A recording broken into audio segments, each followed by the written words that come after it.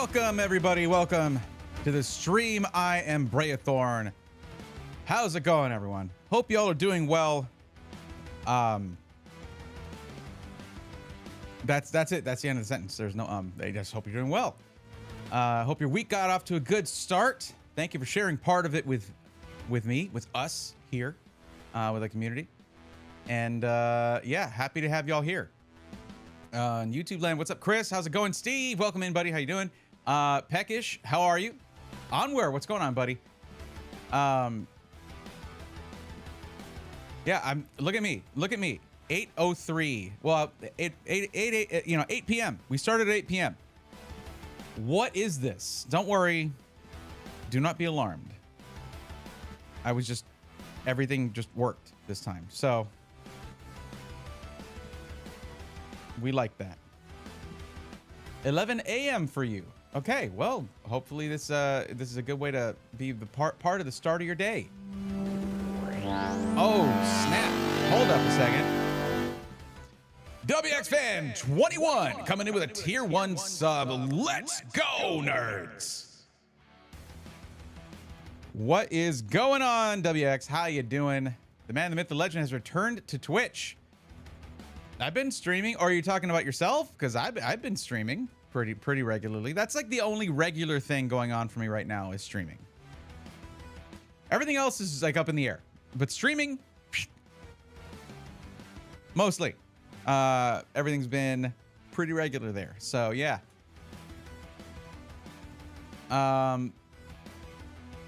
Panther, what's up? Welcome. I'm good. How are you? That's good. Yeah, no, I'm doing all right, doing good. I did get those seeds submitted. I got all that submitted, by the way, on time. Managed to do that. Got confirmation from Sinith and Words, and so they got that, and I should be good to go. So we'll see how that goes. I did get a little rusty going, because I'd only played a couple here and there for a few weeks, and yeah, you get rusty pretty quick. But so there's a difference between the first one that I did and the second and third. A little bit of a gap after that first one. Have you played Forza 6 yet? I have not. Probably the game that I'm interested in playing, aside from like retro games and stuff, is probably I have been really tempted. I never played the first Subnautica or the follow-up with the Below Zero. I watched a lot of content on it though, and I loved that. But it was one of those games where it's like, if I play this myself, I'm gonna get super anxious and freaked out. But part 2 looks really, really good, and I'm tempted to play that. It looks amazing, actually. I know it's early release, but there's apparently a lot going on there, regardless. Steve says, I watched one of the best US TV shows I've ever seen recently. Don't let the title put you off. Okay. Loved it. Give it at least 3 minutes. It's not what it seems. Interesting. Okay. Panther, yeah, a little early, yeah. Well, on time, really. It's supposed to be, well, I always say around 8 p.m. Central, so it's usually like 8:10, 8:15, with a few going towards 8:25. If it's ever past 8:30, I always put an announcement in the Discord. So if y'all are ever like, where is Bray? Why don't I know what's going on? You might have slipped and accidentally muted notifications from the announcements channel in the Discord. Super understandable. Happens all the time. Really, all the time. So you might miss things like that when I'm like, hey, I'm going to be 30 minutes late, or I'm going to be, going on at 9 because this stuff, whatever. I'm fixing something or whatever. But yeah, if you're not fairly consistent about being late, are you truly a streamer is the question. Oh, cool. Sign me out now, right after I go live. Good job.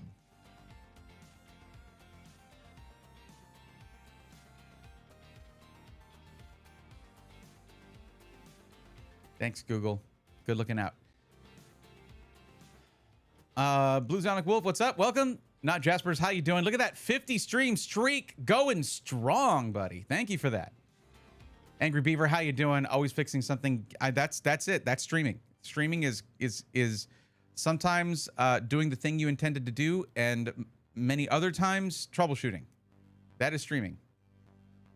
Bray the troubleshooter. That's what I was. I mean, that was my career for a long time. So yeah. I mean, at least I'm used to it. I have a good methodology for it. I feel bad for streamers who are not technically inclined, because to be a good streamer, you're not. No one ever says like, "Hey, you should be good at troubleshooting PCs and streaming software and internet issues and peripherals and yada yada yada, all that stuff." To be a good streamer, generally you want to be someone, you want to be entertaining, comfortable talking to a camera and talking to people in a chat box there, and hopefully you either are good at what you're doing on stream or you're having fun doing what you're doing on stream. That's usually the recipe for having an enjoyable to watch stream. Being able to troubleshoot doesn't really come into that equation until stuff starts not working. It's very, very underrated skill, 100%. But glad to see all you guys here. Thank you so much for being here, guys. I appreciate you.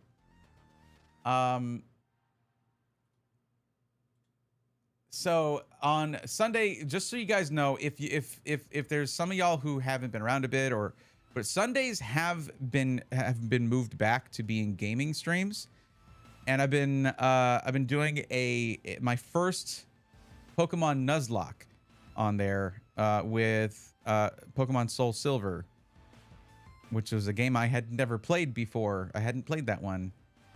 So maybe not the best choice, but man, it has been pretty fun. It has been pretty fun. If y'all have been missing out on that, you might want to check it out on Sundays. It's like the same time. I used to do the PC matchmaking streams then too, but oh, hey, how about that? Very few people are looking for PC matchmaking these days. So but yeah, we've been having fun with that. It's been a good time. It's been a really good time. I think, in my opinion, I've been having a good time. That's got to count for something. But yeah, so of course tonight it's the usual. We are going to be hoping someone comes in needing help with a PC thing. I do know that we did have an old friend of the channel come back in, Visual Nate, who needed help with something. So we'll see if Nate comes back to get that help, because I was like, hey, I know you came through on a Sunday, and I usually, for a long time, I was doing PC matchmaking on Sundays, but this is a gaming stream, and I'm already I've already kind of like spent time on other stuff, so I need to really get to the gaming thing. And but very understanding though. Nate was very understanding about it. But let me get that opened up here.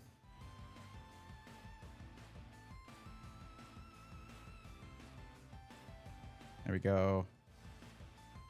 I don't think Nate filled out a form though. Yeah, has not filled out the form yet.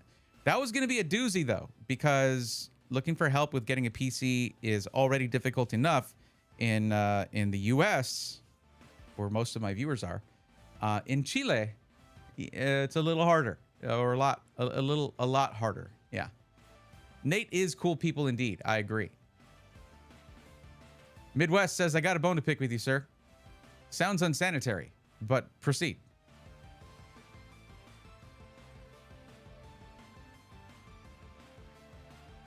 I hope you're not genuinely upset, or else my levity might not have been welcome there. I usually lead with that anyway, but there you go. What's up?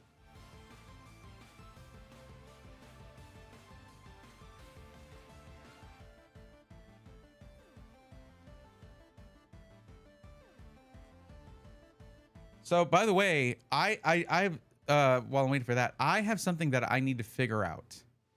All this right here, this over here, and wherever you see chat on screen, and certain other alerts, although those never work anyway. Like the picture will be here, but the name is like whatever. All of that runs through Stream Elements, and so do like donos and stuff. Stream Elements apparently be shutting down. Stream Elements shutting down apparently. And when they announced it, they were like, yeah, in 30 days. I don't know if they have officially come out and said so.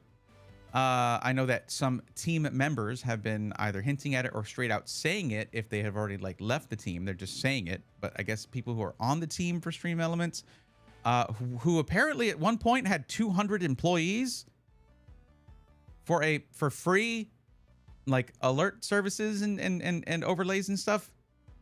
Like, I know they get a cut of like the sponsorship things they were doing, but all those sponsorships just disappeared one day. Those are like gone. It really does not, like, it doesn't bode well, basically.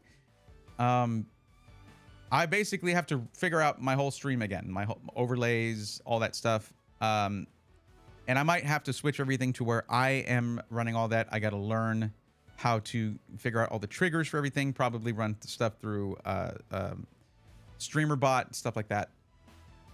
But all of the things, like you see how Stream Elements just popped up right there saying, want help getting the right PC for, that's the bot that I have been using for years and years.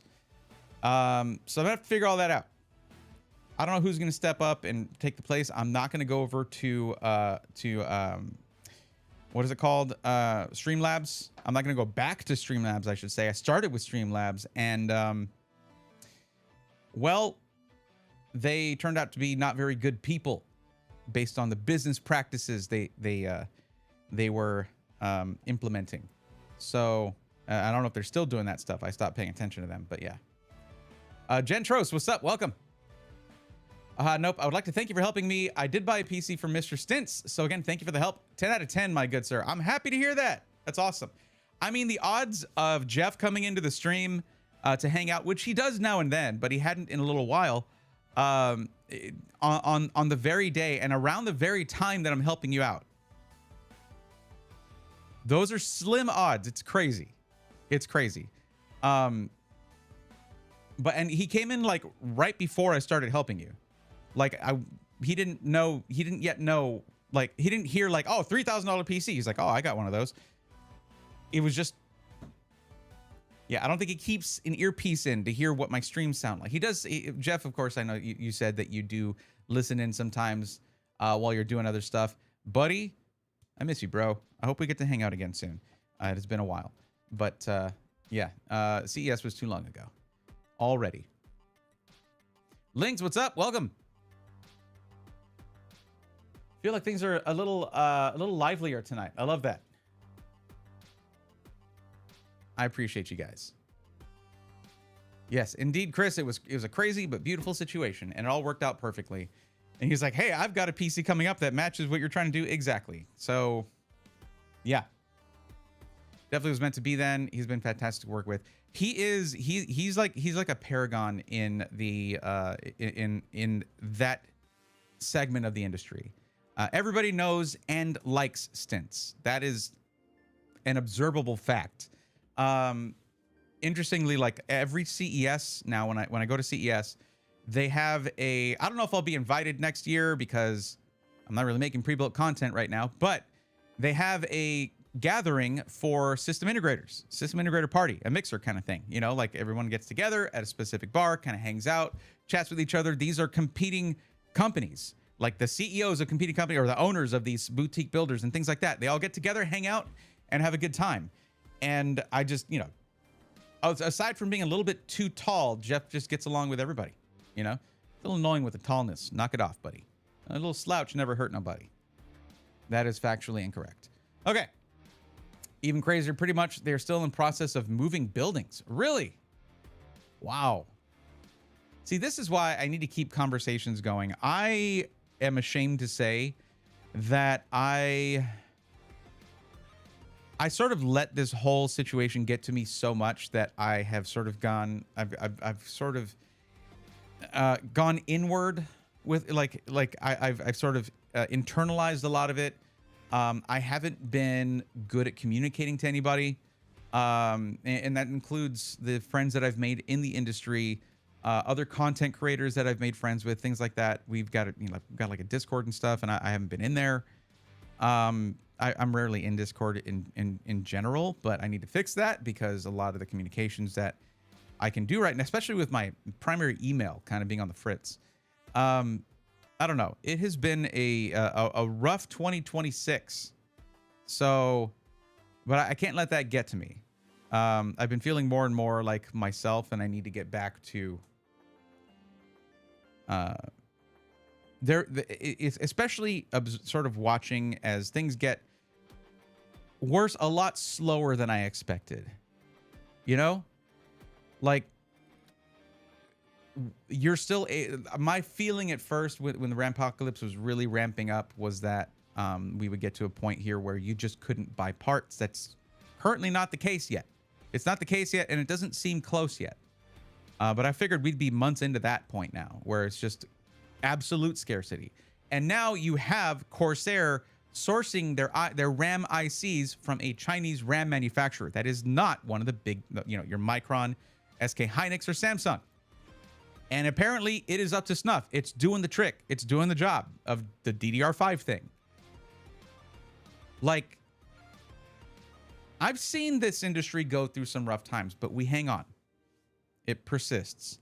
This just is one of the worst, like if not the worst that I've seen. But you can't control what happens to you. You can only control what you do about it, how you handle it. Networking is still important. Well, even that, Chris, it's like, it's not just about networking if it's about networking at all. It's more about not feeling isolated, or not, and by extension, not isolating myself. We are all going through this, and by supporting each other and just being there for each other, like, we're all gonna have our moments of like, this really sucks, and then we can have our contemporaries or our colleagues come in and say, yeah, it does, buddy, but we'll get through it. And then when they go into that mode where they're feeling, you do the same for them. That's the kind of thing that you got to do in a time like this, and I've just been isolating myself. It's not good. What we're doing right now, and like with of course, like Ari and like my family and stuff, like that's been like the limits of my consistent social interaction, but also then with you guys here, where I get to sort of rant and y'all are with me on it. You get me, you understand me. You know what I mean? So yeah, but it's been really helpful to be able to stream. And even in times where I'm doing stuff that maybe some of y'all aren't interested in, but you hang out anyway, like, that means the world to me. Thank you. But yeah, reaching out is a better term. It is. Yeah. Like, just communing with those around you who are going through the same situation. Like, we're all in this together. We are. Scarcity. Population, everybody. Peckish. Everybody. Let's hope Q3 and Q4 are better. I mean, I may regret saying this, so I won't. I agree. Let's hope it's better. I don't know firsthand, but I was watching the Toasty Bros live PC build stream, and they said that Stream Elements has been bought and will continue. They relied on it for their giveaway point system. Thank you, Panther. That is awesome. I missed that update. That is really good to hear. I just hope that they don't start like doing what Stream Elements, Streamlabs does, and start requiring a subscription for most of their services. That'd be good. Thank you, Panther. I know, like, usually you're here with the emotes, takes you a while to type and all that. I appreciate you taking the time to put that positive message in there. Thank you. I salute you. Anyway, let's do something fun. So what are we gonna do? I still have 2 more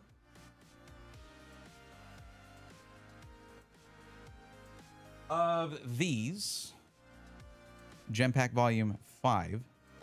I cannot, but like, honestly, guys, I don't know if I can properly convey how unique it was that in the last one of these we did, we got 2 full art cards. That is very rare. I've only experienced that one time before, and I've opened quite a few of these over from Gem Pack Volume 1 through 4, and now 5. So generally, we're probably not going to be getting at this point many upgrades from this, but there are some amazing gem rares in here that I can. There's an amazing gem rare in here I can possibly get. We have 2 more of those left. As for Chaos Rising, we got plenty. We've got plenty of Chaos Rising. We got 12 packs left of the first booster box here. We've got this 3-pack blister that I'm actually really excited about because sometimes these can low-key be a hit factory. We've got, and so basically what it's gonna be is like, hey, we're gonna be continuing the booster box, cool, but also gonna be like, let's check out some of the other stuff. All right, 3-pack blister for a video. And 4 sleeved packs. What are the hit rates on this? How do we do on this? And then I've got the other booster box here. Other stuff I mean, again, like I showed you all this last time. We have plenty of stuff right now. I'm not trying to rush through any of it. Because it does, like, it's not free. We're not sponsored and we're not getting sent this stuff, you know? But I also have a little bit more Ascended Heroes. This is 8 packs in here. I really I wanted if you don't open any, if you open Ascended Heroes, you have like a 1 in 2,000 pack chance for a God pack. If you don't open any, you have a 0% chance. You have a 0 chance of getting a God pack. So I figure now and then I'll dip back into Ascended Heroes in a way that is affordable and reasonable. So we'll just open both of these. Have 8 packs. That's another thing. I also want more like Haunch Crow holo rares. Might want to try a Haunch Crow set. I've been told it's very good. I've had great luck with Volume 4. Ponyta in 1 box and double hits in the other 2 boxes. So I got a double hit in 1 Volume 4 box. I never got a Ponyta, which made me sad. I might need to go out and find another 1 or 2 Volume 4 boxes if the price has gone. I don't think it's gone down, though. The price on these, it's weird because it's usually cheapest when it's new. Is that weird? It's not weird. It's not that weird. Because when things go out of print is when they get expensive because it is now a finite resource, right? But anyways, I never got the Ponyta. I was sad about that. I really wanted that one. But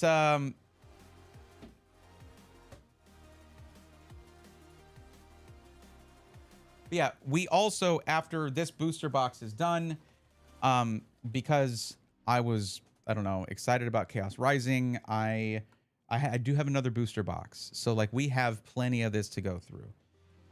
So we got stuff, we got time, we got you guys here, we got everything we need, a recipe for an awesome evening.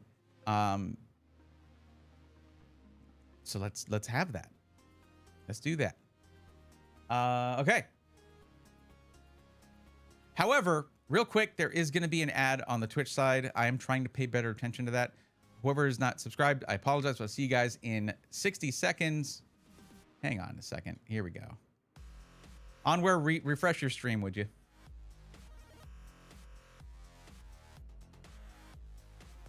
Can't have my editor be sitting through ads. There you go. Very you're welcome. I watch on Twitch but listen on YouTube, so I don't know the salute was for me until I heard it 30 seconds later. Nice. That sounds disorienting. Why do you do that? Why don't you watch and listen on one platform? Because wouldn't that be better and not confusing? It also adds to my typing delay. I can imagine. Yeah. Honor, of course. Dude, come on. You've been super patient with me through all the stuff I'm going through, and I appreciate that greatly. But we're going to be cooking here.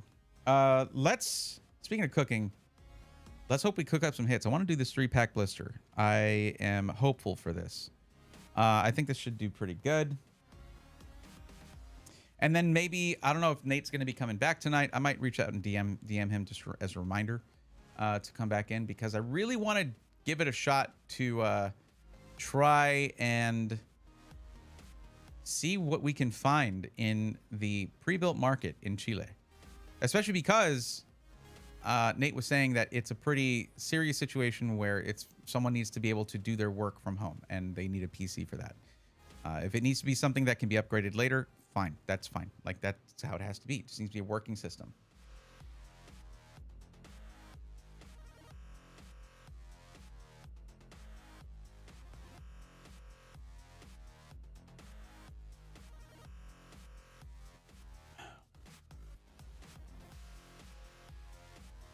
Okay.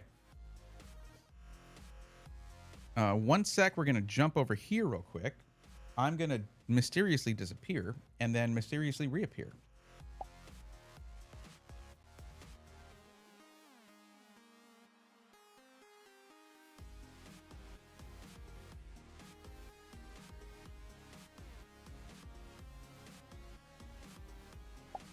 Wow. How mysterious.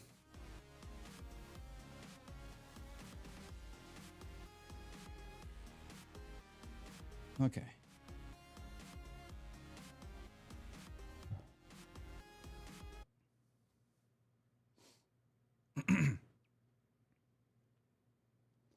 Oh, Onward, one thing I was going to tell you, but I can just say it now instead of typing it. You might, if you don't already have OBS, well, no, you can probably, I don't know if you can do, I think you can probably do this in, what is it? Adobe Media Encoder. But I just use OBS to remux because the files that come out are not MP4. Well, they actually should be now. Now they will be. But for a long time, I was using non-MP4 files, which are typical for streaming softwares because they don't lose anything if the program crashes. But we're doing short recordings here, so it shouldn't be a problem. Using OBS is really easy because I use OBS because I just open it, I go to File, Remux, and then it's like, bam, pick your file, and then you put the output and you remux it to MP4, and it's really, really easy. The thing is, I stopped doing that for the video files that are going to be for these videos because it messes up the basically the timestamp of when it was created, which helps keep everything in chronological order. That's not good. So because then you have to like go in and watch it, and then you have to know, okay, that was this product. Let me match it up to like the spreadsheet. Cool. Okay, you have to go do that. It's like an extra step. So it'll just mean one extra step before the editing process of just remuxing the file to MP4. Yeah, that whole thing was directed to you. The entire thing was directed to you. I'll tell you about it later. It's okay. Natty, welcome. How's it going? That's okay. That's okay. Pets are family. Family comes first. I was just saying that a lot of the video files are not MP4. And wait. Well, how did we get a hype train? It was because I gifted a tier 1. So I started a hype train, guys. Let's all jump on the hype train the streamer started. That's not manipulative. Cats do hate closed doors. That is real. It's nice to know that that is an international phenomenon. There is no stopping that fact. That is exactly what I said. You just use OBS. It's super easy. And then you don't lose the order in which the files were created and the chronological order of the videos. So, yeah. I was just, yeah. Okay. It also means that I can just stop, I can just get everything uploaded now because I don't have to worry about that. Okay.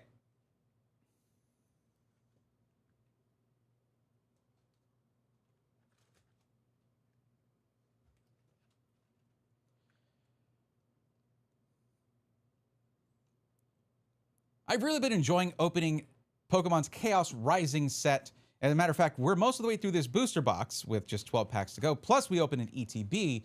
But there are more products out there. And I want to sort of test out a couple of them just to see the varying hit rates, see how I'm looking at the wrong camera. It's this camera. Okay.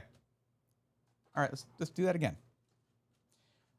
I've really been enjoying opening Chaos Rising, the new set from Pokemon, at least at the time of filming here.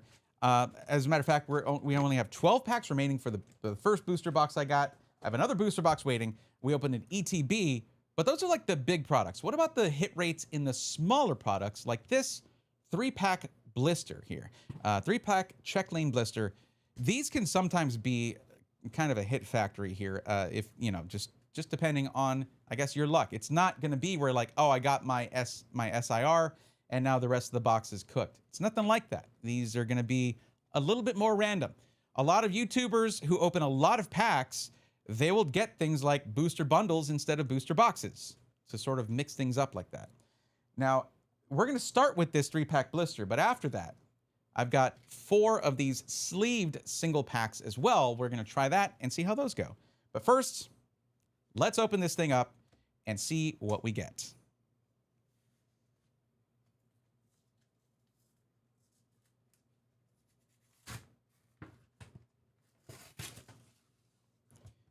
Okay, so this thing is going to include this Charmeleon promo card here.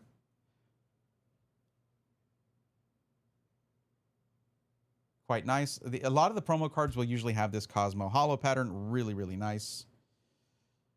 And we'll just go ahead and take that and why not? Let's go ahead and sleeve it up. And then another nice thing about the check lane blisters is you generally get you'll get different pack arts. So if you're superstitious about that, there you go.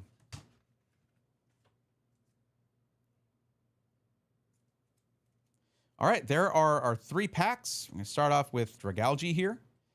And fun fact, I did pull the Dragalge SAR from Ninja Spinner. So I do already have that, but let's see if maybe we can get one of the pulls that I haven't gotten yet.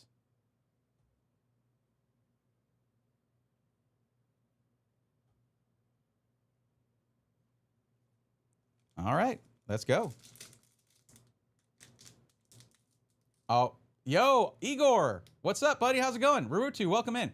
Thank you for the tier 1 sub. I will thank you properly once I am done with this.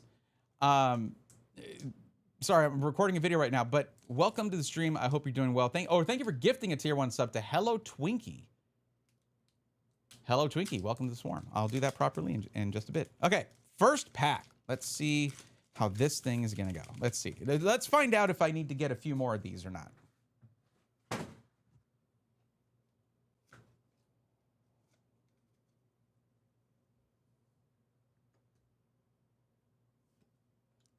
All right, Quillfish, Remoraid, Emolga, Baltoy, Delibird, Philippe, Golisopod, Philippe Reverse, Kakuna Reverse, and Chestnut Hollow. Okay, not the most auspicious beginnings here, but it's okay. On to pack number 2 with the Mega Floette pack art on it. Hopefully that is a good indication that maybe Mega Floette EX SIR is in there. That'd be awesome. I haven't pulled that yet.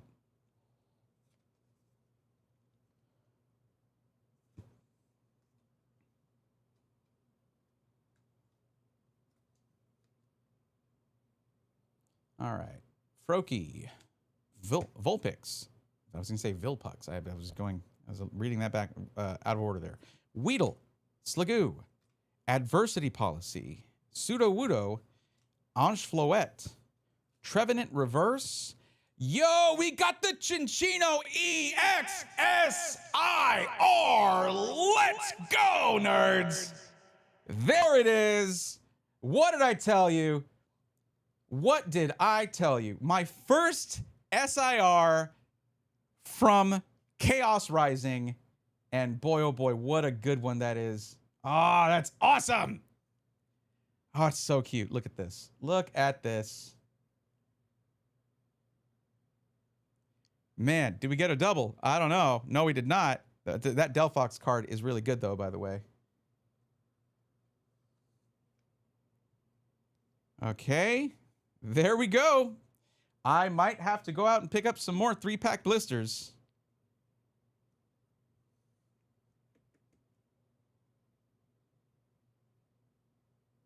Okay. All right, and we still have 1 pack left to go. I mean, but I would say that those 3 packs were worth it. I'd say that was worth the price of entry there. 100%.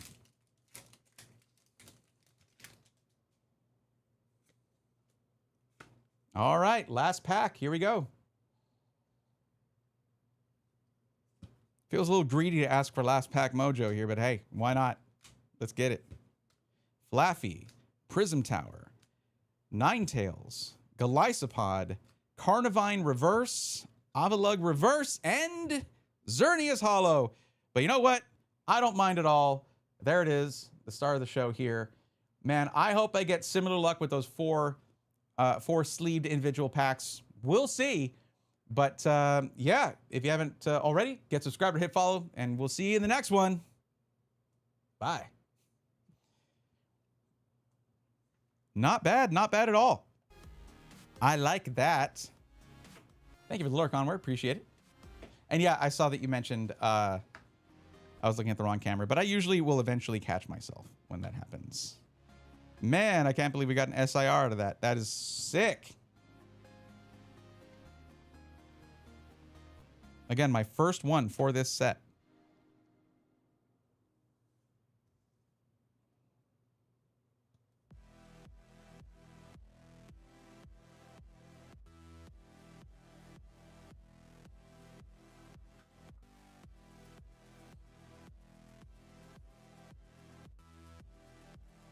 And don't think I was going to forget to mention Igor 1980 gifted a tier 1 sub to Hello Twinkie. Let's go, nerds. Hello Twinkie, welcome to the swarm. Hey, I appreciate that. Thank you, Igor. I hope you're doing well, man. How's it going? How's everything going for you? Right guy, welcome in. How you doing? I haven't seen any of those 3-packs. I need that Charmeleon promo. It is really nice. Is there a reason sleeved packs are more expensive than booster packs? Sleeve packs are better protection, so they cost a bit more. Exactly. Yeah. Vilpucks, damn it. Yep. Yeah, that was crazy. I had a feeling. I had a feeling like I feel like there's going to be some heat in these 3-pack blisters. Usually, those feelings are bogus and incorrect and superstitious. This time, they were not. What do I have for Charmeleon right now?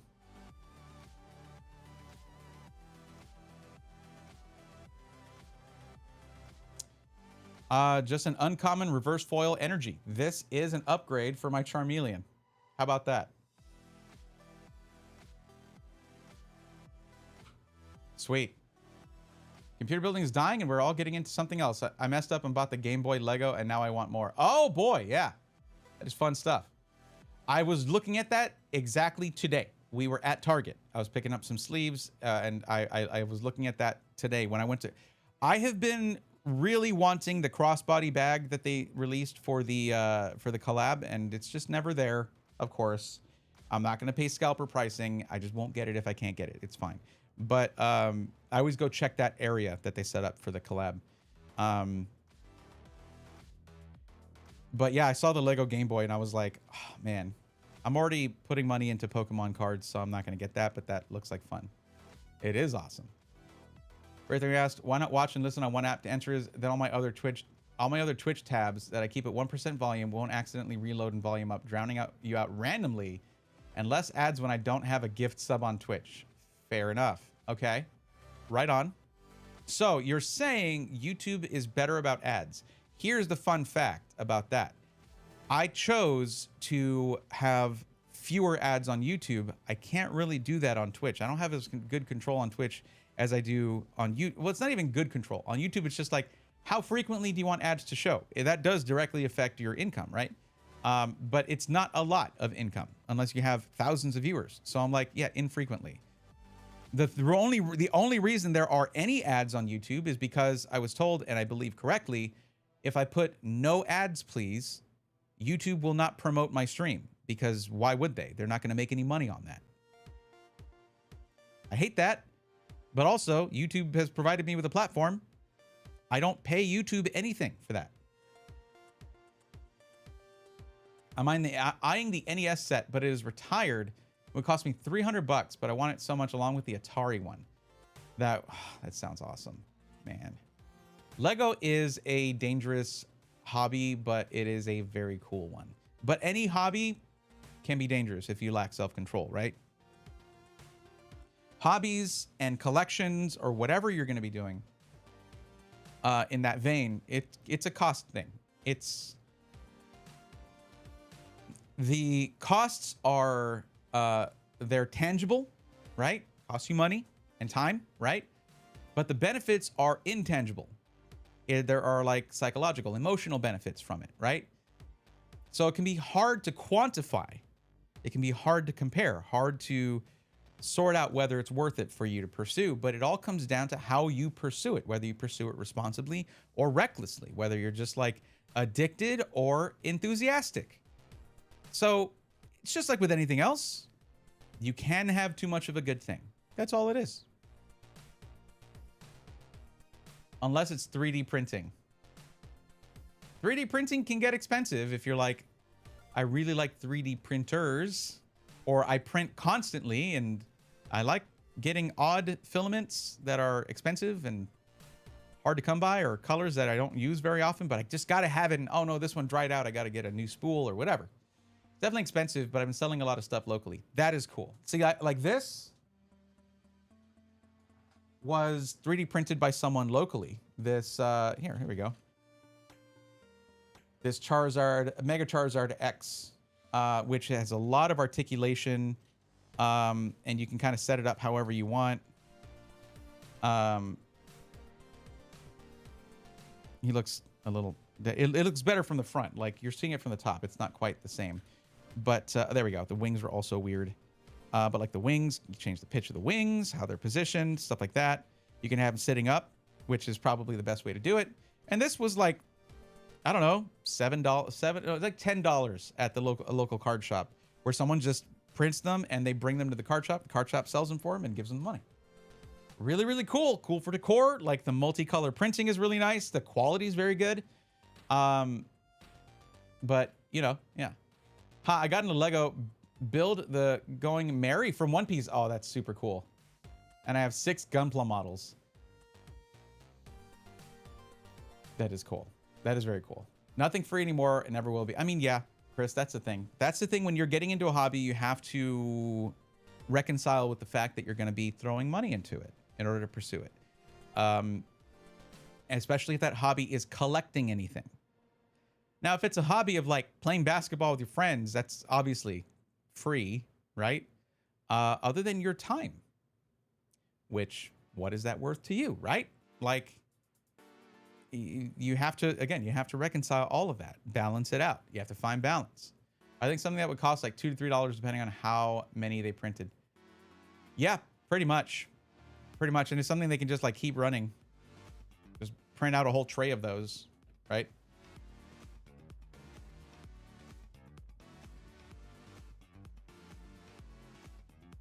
I had the idea that I wanted to make like a little trophy kind of thing, like little badges or trophy or something like that, to get when I go to CES or Computex to give out an award, right? To like my favorite case or my favorite motherboard or my favorite GPU or my favorite cooler or whatever, right? But I just never got around to doing it. I got that idea when I was at, what is it, Xprint, or what are they called? Well, no, I had the idea before this past CES, but the idea I had when I was at Xprint or whatever they're called, I thought about getting something where it's more subtractive, where you're getting like pieces of metal and you can make like medallions or little metal engraved things pretty, not quickly, but you could just make them however you want. I thought about doing that, but those machines are expensive and I don't have consistency or anything going on in the tech channel to justify them sending me one. So I already have an addiction to the Cinemark popcorn buckets. Cool. We got the Castle Grayskull bucket along with the Skeletor cup when I watched Obsession yesterday. Very cool. Very cool. If I was nearby, I would have printed some for you. I appreciate that, but I still had to design it and stuff, you know? It would be great, Chris. I agree. It would be great to do that. Because, I mean, our mascot here obviously lends himself really well to 3D printing. So basically, it could be something like this with just a 3D printed plaque under it. You know what I mean? Something that really pops. A lot of the things I've seen like that are like monocolor, like there might be wood or metal, which is really nice. But this you'll see from far away, you know. Those cups make me very sad. Don't get any cinema member. Oh, we don't get any in Jordan. Oh, that sucks. Yeah. I just remember seeing the Dune one and being like, nope, no, thank you.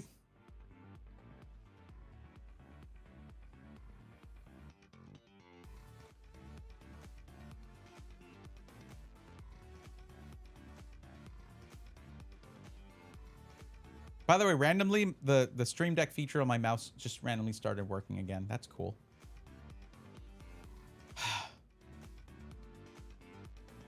I had the exact opposite reaction to the Dune Cup for the exact reasons you're thinking of. Thank you, Natty. Helpful input as always. Helpful input as always. Appreciate that. Holding popcorn, obviously. Speaking of Dune, I love Dune. I read those books so long ago, and I loved them. And then there was a great old Dune adaptation, and then there was a not so great one, and then it's just like the movies came out, and for some reason the drive was not in me to go and watch them, but I have heard they're very good. I don't know how the second one is. I know they're working on the third. I should probably watch them. I really should. I watched some of it on a long flight, and I was like, this is actually kind of fire right here. This is pretty good, actually. What were you thinking? What were you thinking? Nothing. It looked like it was going to hurt my hand.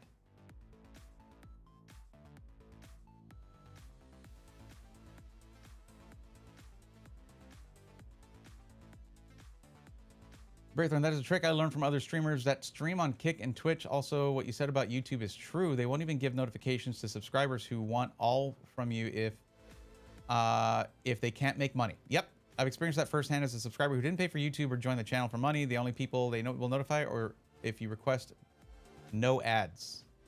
Yeah, exactly. Empire of Noise, what's up? Welcome in. Chris says natty. The books were so long, read The Wheel of Time. Try that on for size. Read The Wheel of Time. Then tell me that Dune has long books. And that does not mean go watch the Amazon Wheel of Time. If that show was not called The Wheel of Time, it might be a good show. Because they called it The Wheel of Time, it is. Maybe I shouldn't get into that.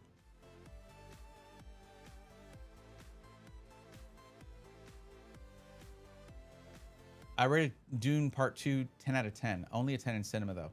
I've got a pretty good setup here for watching movies and anime and stuff in our living room.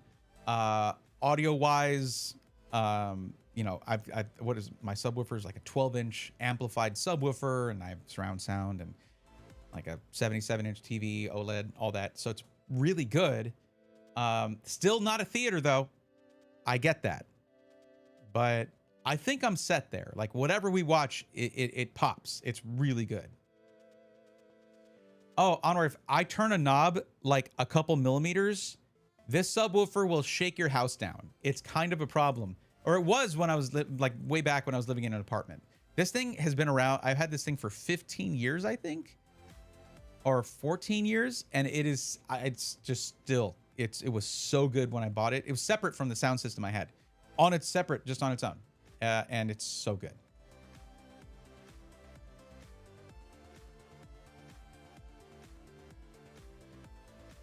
I have a ton of Cinemark movie club credits saved up, and I can use those for the buckets. Oh, that's cool. So it's not an extra cost to you. I'm reading Dungeon Crawler Carl series right now. That's funny, Igor. We were at a bookstore today, Ari and I saw the graphic novel.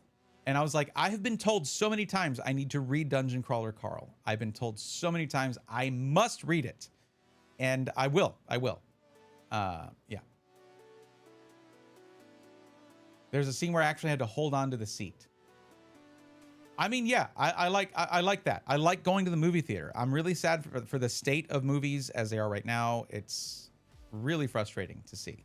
But all you need is a good NAS HD PC to go with it. What's up, Alucard? How's it going? Welcome. I recommend you watch both movies before part 3 comes out. You'll love it. We will do that. We will do that. Audio is very important, for sure.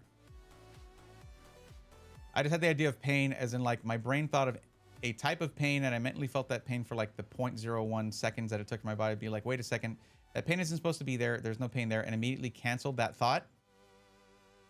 That's good self moderation there. That's good. I'm glad to hear you're loving it. Like that's a good recommendation. I will have to let that be the thing that gets me to finally do it. Whenever I'm doing other stuff, I like, especially If it has a good audiobook, I'm down for that. I rarely have the time or attention span. This is sad to say, but Ari and I were just talking about this today, having just gone to a bookstore. I used to be so nose in a book. I used to read constantly. And I mean, I was reading stuff like The Wheel of Time in middle school, okay? I was very, very much into fantasy, literature, all that stuff. I would walk from one class to the next reading a book because I knew the way, and maybe I'd bump into someone here or there. I would spend my lunch break reading. I would just read all the time. If I did not have a book to read, I panicked and I needed something to read. I used to be like that. Very singularly focused, hyper focused on reading all the time. I don't know that I can do that anymore. We're so overstimulated now with multiple things going on at once that it's difficult for me to sit down and just focus on reading a book. And that makes me very sad. But I'm very good at absorbing audiobooks as I do other things. And it's like the main thing I'm doing is listening to the audiobook, and the other things that I'm doing are being productive or whatever, or menial tasks, chores, things like that.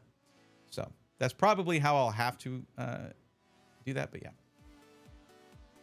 And yes, I did watch part 2 3 times in the theater. Onward, that is awesome. It must be very, very good then. I bought the audiobooks, but not listened to them until I finished reading them. I think that's a smart move. The thing is, I'm that way when it comes to a movie that is based on a book. If I have not read the book, I will not read it until I've watched the movie. Because if anything's going to be missing anything, it's going to be, obviously, the movie. The book usually comes first, right? Unless it's a book adaptation of a movie, and those never hit the same. It's not the same thing. So if there's something where it's like, oh, here's the Lord of the Rings trilogy of books, and here's the Lord of the Rings trilogy of movies. Watch the movies first. Watch the movies first. You do not want to feel the sting of missing Tom Bombadil, okay? Some people, I mean, I imagine there's some people out there who are not a fan of Tom Bombadil's character. I am, and I don't know anyone who isn't, but I assume there are some people. You caught that, huh, Nag? That one was pretty good. Every time I hear people talk about how much they read, I get the uncontrollable urge to scare them by telling them that I've only ever read one book one time in my whole life, and every single time the person I'm telling that gets dealt psychic damage. Natty, I don't know your age, but if it's under 30, I am not surprised.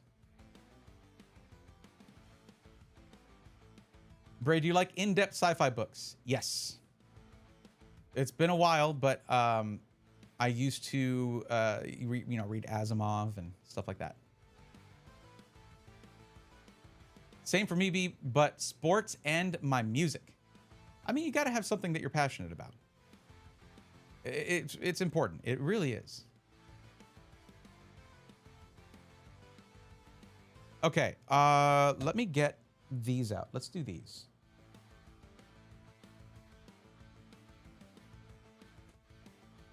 I mean, I mainly read part and machine manuals more than actual books. Whatever it is that you're doing a la carte that works out that part of your brain that looks at symbols on a page and translates those into words, cool. It doesn't have to be something that's like stimulates your imagination or teaches you history or does anything like that. Reading is actually an important function and an important thing to do to like stimulate your brain. So you just do that. Whatever you got to read is fine. Also, learning those ins and outs of parts and machines and whatnot, always good. Never a bad thing. I found a thing that was like, oh, while we were at Half Price Books. You find some really interesting things there, and there was a thing on how to build and upgrade PCs, and it came with a helpful CD-ROM. I was like, this might be out of date. A book is a book. Agreed. Try the audiobooks. We Are Legion. We Are Bob. Great sci-fi series that goes deep into future tech. I think I have that one, and I have not read it yet. I have that one, and I have not listened to it yet. One of my favorite series that is exclusive to audiobook, by the way, this is a new thing. Maybe it's a somewhat recent thing, relatively recent thing. Is Magic 2.0. With the first book being called Off to Be the Wizard. It's so funny. It is so good. It is so funny. and it is just now one of my favorite stories. There's a lot of these books. They're fun, a fun and easy listen. The stories, the characters are great. The actual narrator, the person doing the reading for the audiobook, is amazing. To the point where I look for other books he has read rather than the content of the books themselves. Anyways, I love half price books. Oh, 100%. It was a lot of fun. But fantasy wise, you know, there's a lot of great authors out there. Brandon Sanderson, Robert Jordan, of course, those are very close, and especially with Brandon Sanderson having finished The Wheel of Time after the unfortunate passing of Robert Jordan. I actually ran into, at the Half Price Books, I ran into one of the books of, I don't know if any of y'all have heard of this, but the Coldfire trilogy was one that I read pretty young. Such a great trilogy by C.S. Friedman. Definitely recommended. Very cool. It is kind of fantasy, there's a little bit of science fiction in there. There is notes of science fiction. It's so good. I know the feeling. Am I particularly religious? No, not really. Will I still watch Bruce Almighty exclusively for Jim Carrey and Morgan Freeman? Yes. Well, yeah. Mine is The Land, is about an MMO player getting pulled into the game. Oh, that's cool.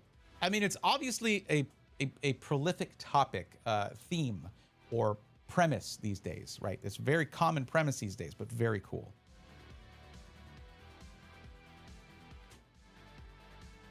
Okay.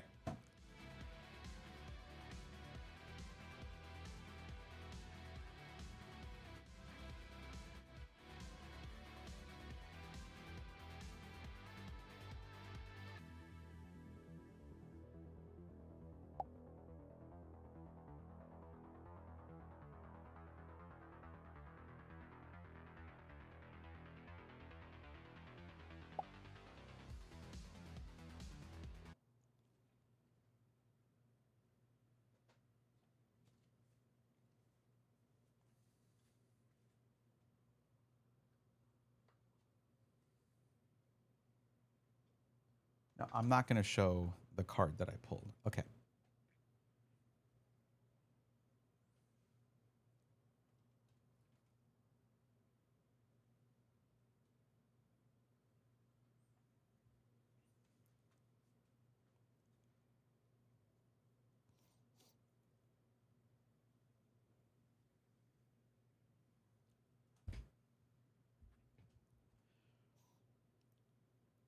I'm still in the midst of opening packs of Chaos Rising, and the way that I get those, I'm kind of changing that up.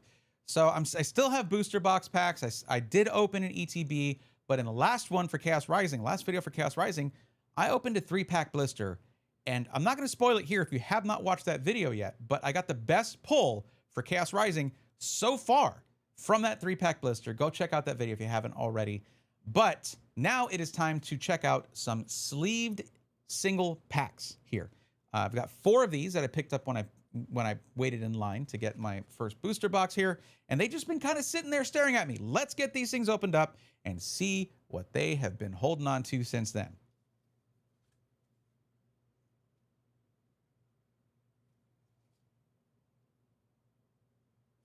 You know what? We'll save the only Greninja one for last.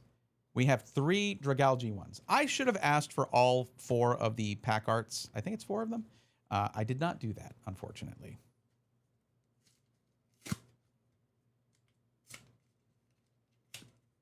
Earlier, I had the question in chat like, hey, what's the deal with the sleeved one? What's special about them? The sleeve protects the pack a little bit better. These cost a little bit more. So there is that. I kind of wish they matched the actual pack art on the pack that's inside with the art that's on the sleeve, but hey, I'm not, that's just what it feels like to want something, I guess.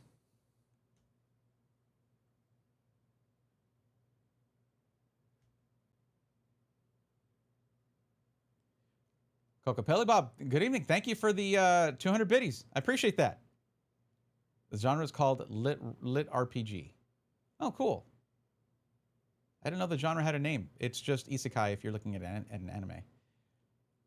Okay. All right. Pack number 1.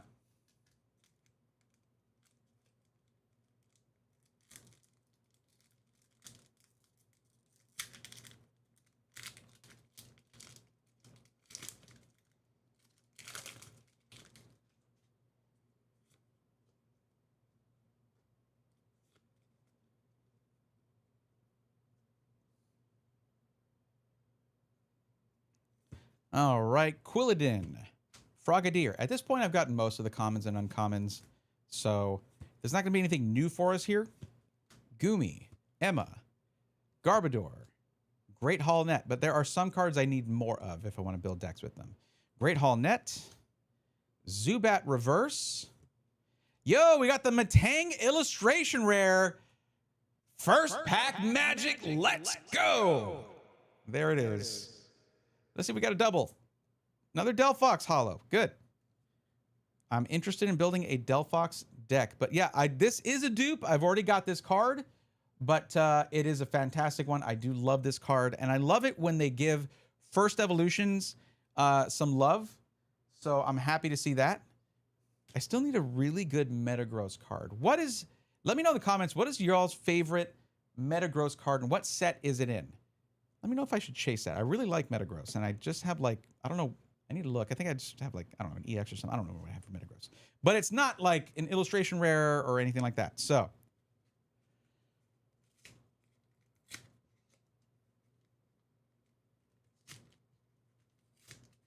It's weird seeing the trading card game cut off on that art. Oh, like blocked? Yeah.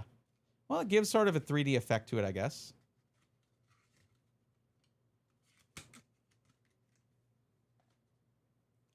All right, we got a Mega Floette pack in this one, so let's see what we get. Certainly, Mega Floette EX SIR. Certainly.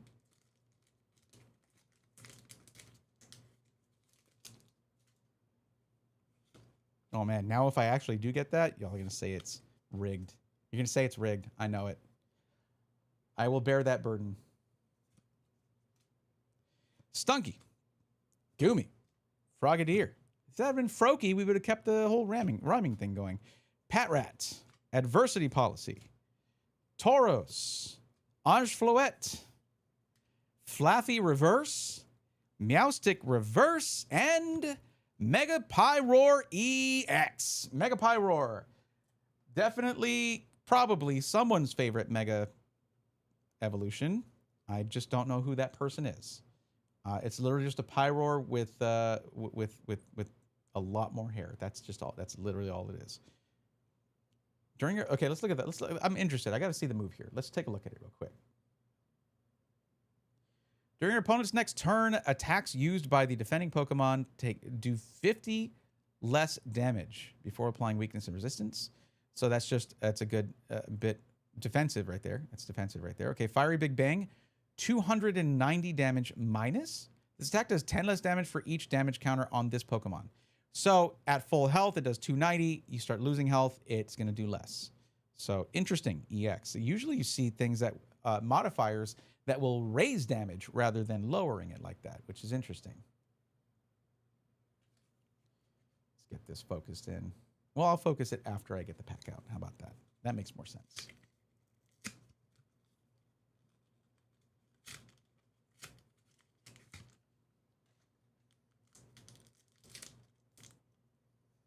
Oh, we got a Mega Greninja pack out of this, which means, of course, that the Mega Greninja EX SIR is in here, or the gold card. One or the two. I mean, that's just what is. It's rational to just expect that. So that means, right?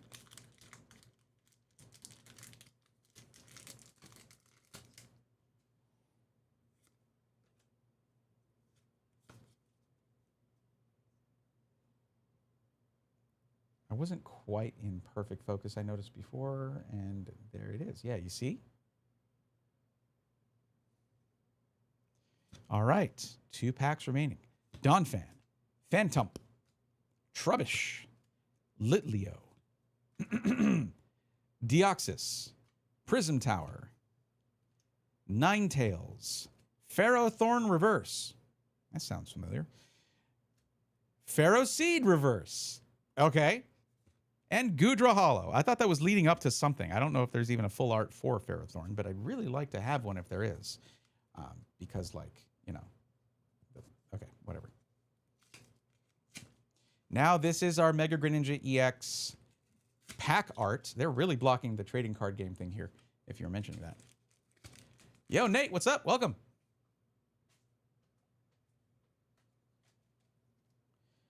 And inside is not a Mega Greninja pack. It's a Mega Pyroar. But we already got that EX. What the heck? Okay, last pack mojo. Let's see what we get.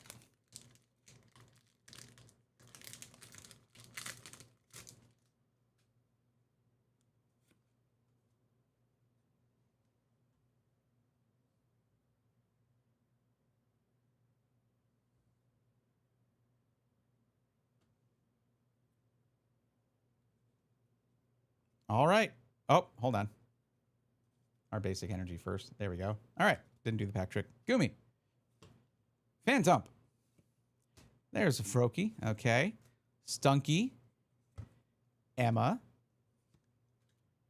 Ninetales. Adversity Policy. Ninetales Reverse. Quilladin Reverse. And the final card is a Bubbly Energy Hollow. I believe I have enough of these already. Once you get 4 of these, that's enough for a deck. I mean, you can't put more.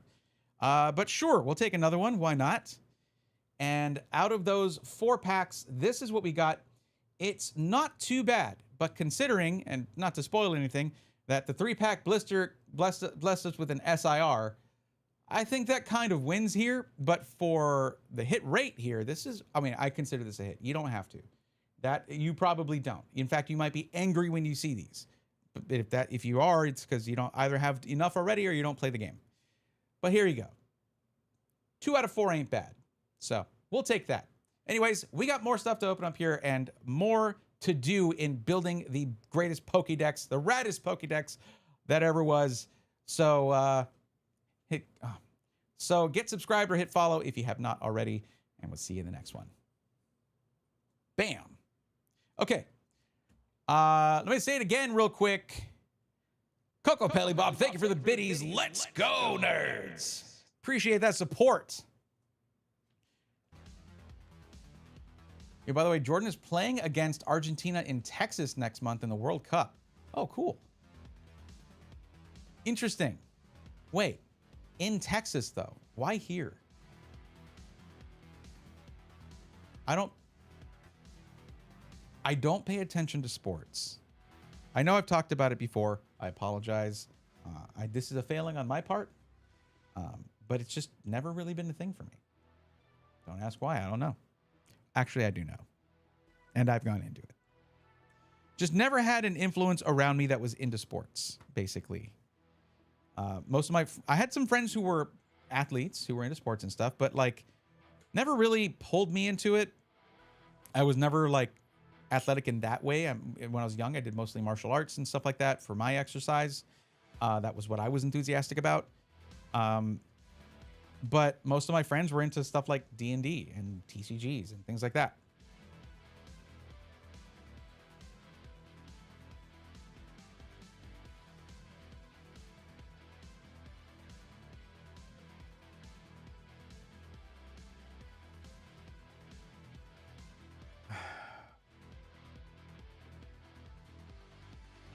AT&T Stadium in Arlington. Nice.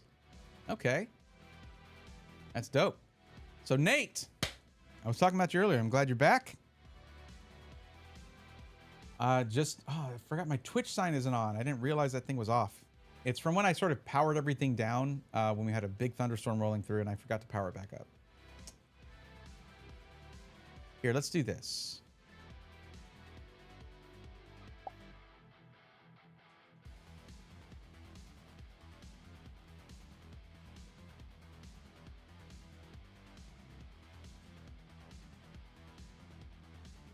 Actually, let's not, because I have way too, like all these, all this stuff here is all in the way. So I'll do that later. World Cup 96 in Pasadena, Stones Tour Rose Bowl. I feel like that's somewhat related, but probably not directly, I guess. Concert, gotcha. This is, and I'm aiming this directly at those who will get annoyed by me saying this. But no, this isn't for music. This is for soccer.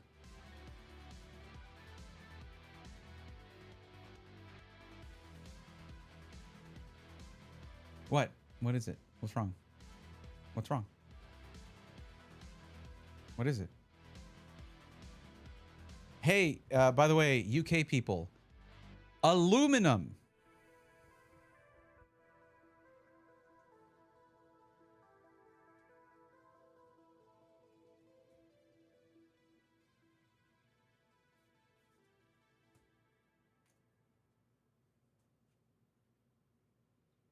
Straight up changing the spelling doesn't make you correct. Okay, it's just aluminum.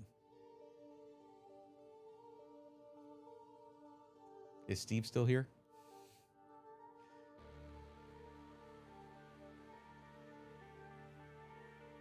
So Nate, are you going to be filling out that form? If so, I've got my eye on the spreadsheet here. So, and oh, somebody else.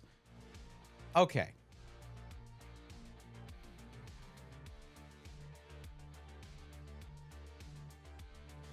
We actually have people filling out the form, interestingly. Okay.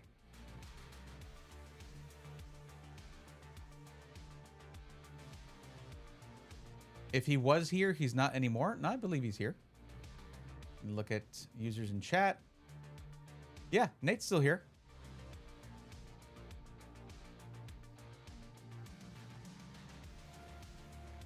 Of course, having looked at the users in chat, I want to give a heartfelt shout out to all my lurkers out there. I see you. I appreciate you. Thank you. Y'all are awesome.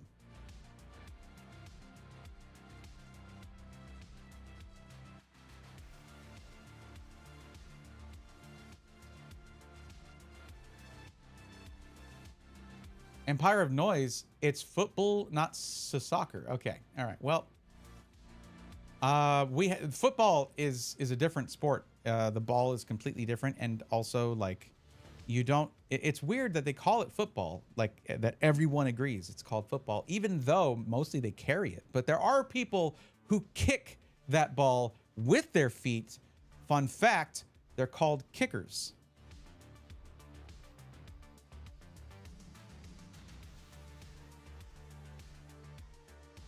Just filling in the form. Got it.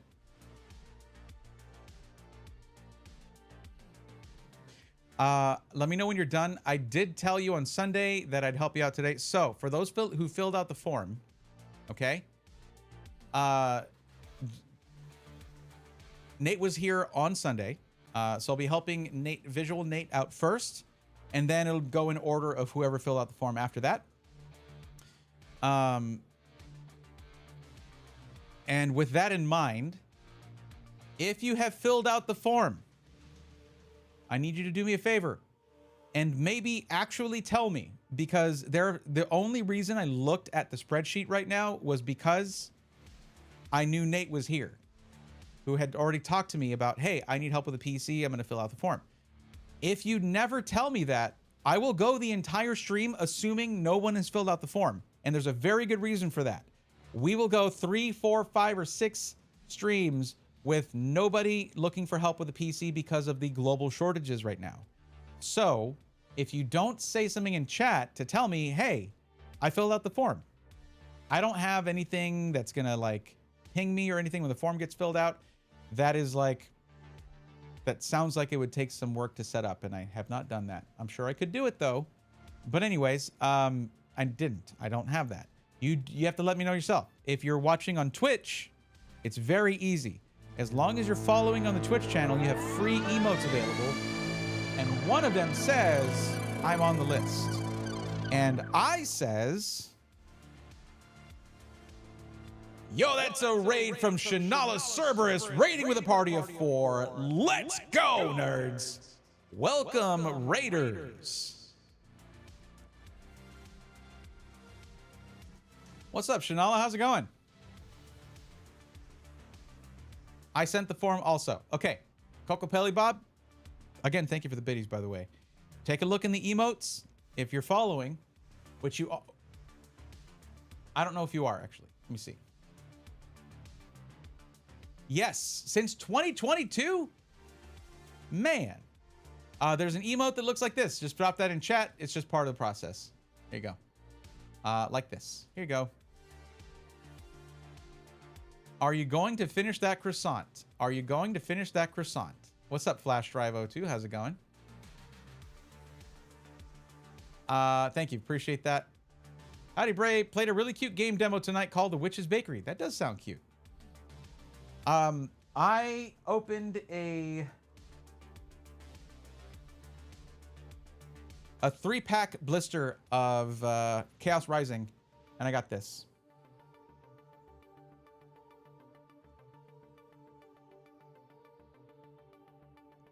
My first SIR, my first SIR from the set. From a 3-pack blister. You just never know. You never know.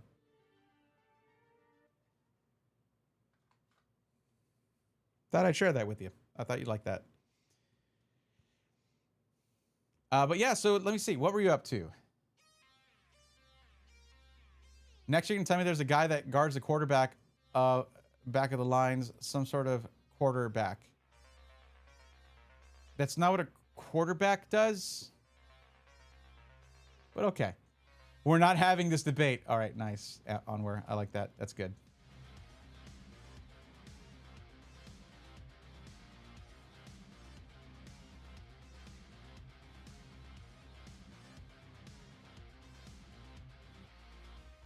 Yes, indeed. Panther, that is the emote. Thank you. Hey, it says you're playing Pokemon Champions. What are you talking about? A cute demo called The Witch's Bakery. What kind of tomfoolery is this? Lol, it's 3 a.m. here. Yeah, no, I was just rage baiting. It's okay. Just make sure no one can miss it. I appreciate that. I sent the form. We'll add what I can here. Hard to fill in everything. Okay. I know it's a unique situation there.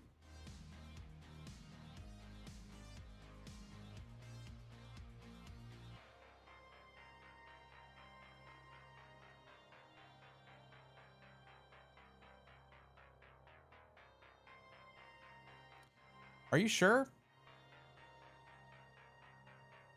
that you sent it? Because it hasn't come through yet. There it is. Got it. Okay. So I'm going to do this.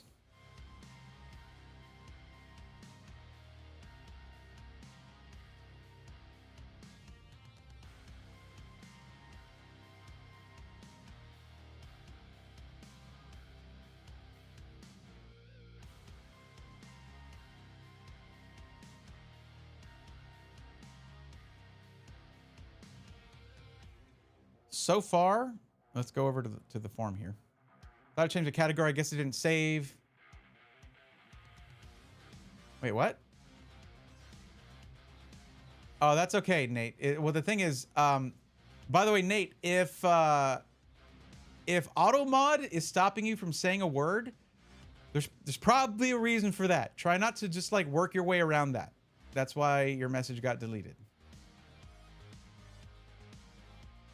Like, I'm doing that because Twitch chat is showing up here. And that means it's showing on the YouTube stream. And YouTube's AI auto mod has been absolutely going on a tear for the last year or so. I've just learned to try to keep things absolutely squeaky clean. Because I don't want to lose my channel. And that has been happening to people for the dumbest reasons. Just kidding, YouTube! YouTube AI, you're probably totally functioning within parameters and you're probably awesome. Thanks for keeping us safe out there.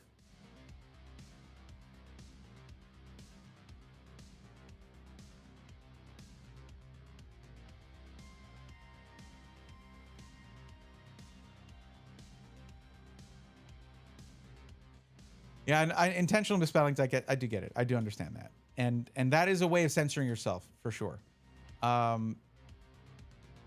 That makes more sense. I thought it was like you got auto-modded. Well, it would show me if you got auto-modded. So that would make, yeah, that does make more sense. Okay.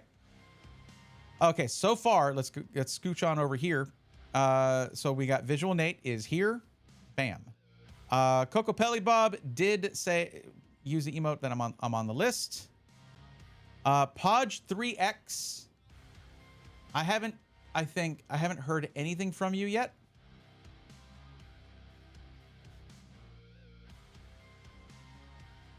Affirmate Catalina just, yeah, it's funny. It is funny. We do try to please the AI overlords around here. Keep them happy.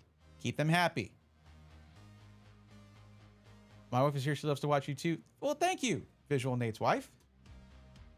Appreciate that. Hello. We love Gemini. I'm a Virgo though, but like, I wonder if that means I need to, I don't know the signs. I don't really follow that stuff. I just know I'm a Virgo. Anyway. Rightio. How, wow. Okay, cool. This is great. Okay. I'm Virgo too. Well, welcome to the club. Okay. So Podge 3X. Remember, you need to drop that emote in, oh, and I'm Nate's wife. Okay, cool. What's up? Welcome. Oh, when you say here, I get it. When you say my wife is here, I thought you meant just nearby, not in chat. So thank you. I appreciate it. I'm glad you're here. I'm trying new Sims knockoff Paralives. Interesting. I hadn't heard of it.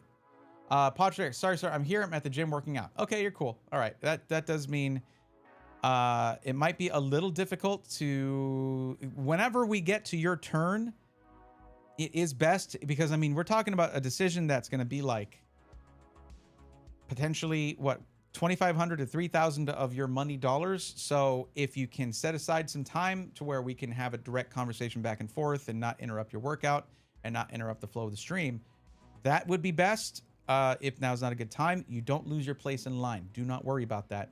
If it's not a good time now, we can do this Thursday. Either way, let me know. Right now, I will mark you as here. But right now, we're helping out Visual Nate first. And there we go. Oh, thank you for dropping some links. I appreciate that. We will open each of these. So.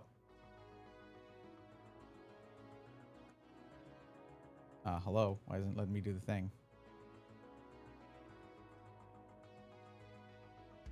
Oh, there we go.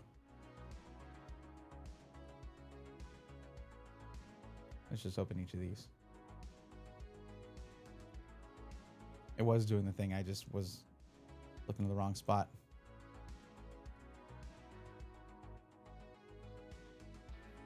But first, we gotta get a rundown of the situation here. So, budget is 2,000 to 2,500. That's a good budget. Now, are we talking about US dollars that we need to convert, or is that like what currency is used in Chile?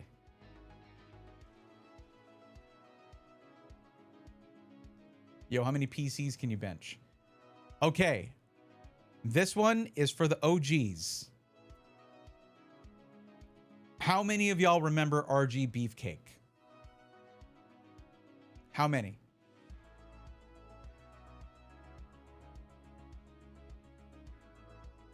And if you want the especially deep cut, which PC builder did I make that for?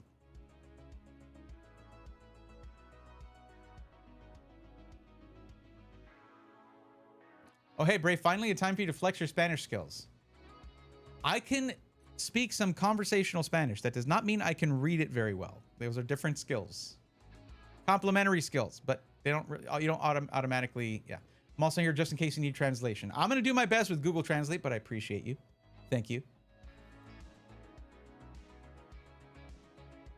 No worries. You're more than welcome to jump to someone that's more available. I'll be home around 11 p.m. Central. Cool. Okay. I stream till midnight Central. That works. Okay. In CLP, it is about 2 million to 2.5 million. Right on. Z-Man's Car, what's up? Welcome.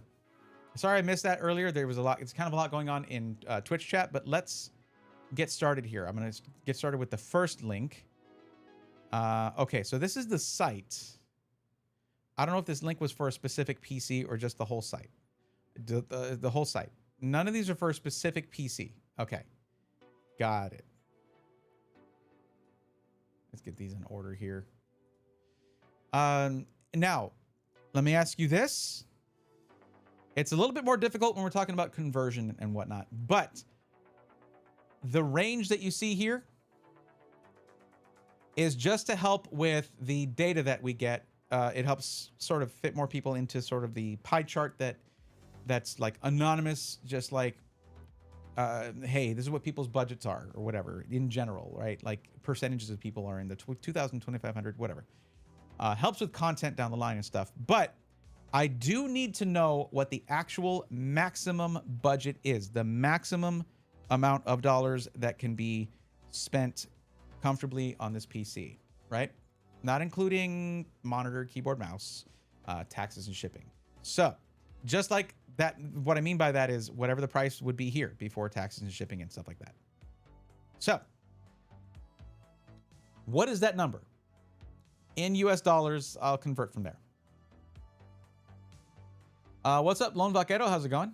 Not gonna lie, was considering starting collecting Pokemon casually, specifically just to use the generic cards normally, but then to specifically take the rarer cards, get them PSA graded, and rip and frame said graded cards specifically to show the people who treat TCGs a way to make a quick buck, aka scalpers. Hi, Lone Vaquero. Hello. Welcome. That sounds like a lot of work. I mean, look, if you're going to start collecting something, don't do it to send a message to anybody else. Do it for yourself. The best way to fight scalpers is to not give them money. That will hurt them more than anything. Not any specific things that you do for your collection. Like if they never see that, that's not going to affect them. But as long as you yourself decide not to give them any money for scalp products, and you encourage everyone around you or discourage everyone around you from paying scalper prices, that will hurt them more than anything. Just ask all of those scalpers who bought up pallets full of like Pokemon Pop-Tarts, and then now like Target can't empty the shelves. Like there's just Pop-Tarts there. You can just go buy them. They made a lot of those. And there are scalpers who like have a wall of Pop-Tarts who are just like, well, I might have made a mistake. Yeah, being a scalper, that was the first mistake. Okay, got it.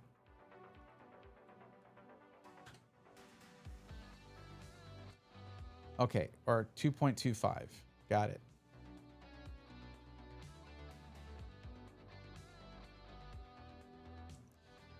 All right. Let us see here.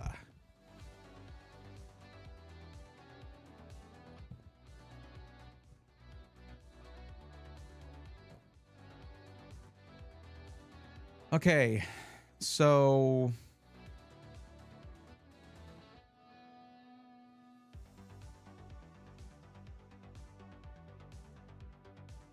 is this not gonna even, oh, here we go. Google Translate, there it is, English. Okay. That's not gonna change images though, but yeah. Now, we gotta talk about the use case here. The use case is going to be content creation / video editing, graphic design, 3D design. Now, the 3D design choice does say to oh, there's, okay, you put stuff in chat. Yeah. Okay. Less would be nice, but that is a ceiling. Got it. The graphic designer was using an older notebook, which is no longer in the picture. So we're helping figure out something to replace it. Okay. So you will be of course, it can be easy to take for granted the portability and convenience of a portable device, like a laptop, notebook, whatever. And, you know, so as long as they're okay with it being a desktop PC, right? Like, because that's what we're looking for. Pre-built PC, price to performance, of course, is the priority, obviously. Now, you want it in white. We'll see what we can do, but it may be a limited market. I am, as of right now, unfamiliar with the market in Chile for PC hardware, but I mean, it can't be worse than Brazil. Right, Natty? The 3D design is limited as a nice to have. All that really takes is like you need good CPU cores and a solid GPU. Like that's already, that's something you also need for video editing. So the good thing about 3D design and video editing is two different things being done on the same machine is that the needs overlap. The only main difference is that video editing requires more memory capacity than 3D design necessarily would. Okay. Let's see.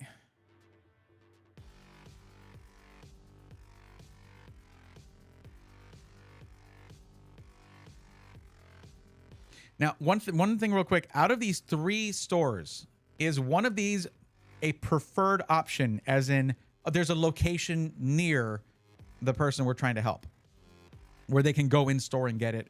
If it has problems, they can go drop it off to get fixed, that kind of thing. Oh, that mouse looks kind of sick, actually. I like that simple design. It's pretty cool. Yo, the Gengar Razor headset. Man, that's really dope. It's really dope. I would look really silly with it, but if that weren't the case. Gets very hot in Santiago. Dry heat, but most places do not have AC. Aha, that is rough. Not us, obviously, right, Natty? What is that? Chris, I don't think Natty can see your chats, unfortunately. But if you ever do want to have your chats visible in this, like here on the stream, and just to Twitch viewers, you can always jump over to Twitch. Even if you're like just temporarily, you can jump back. I just want to make sure you know that. Okay. So let's take a look here, and let's say we're going to look for can we look for a specific other categories? There's notebooks. See, it just says gaming and streaming.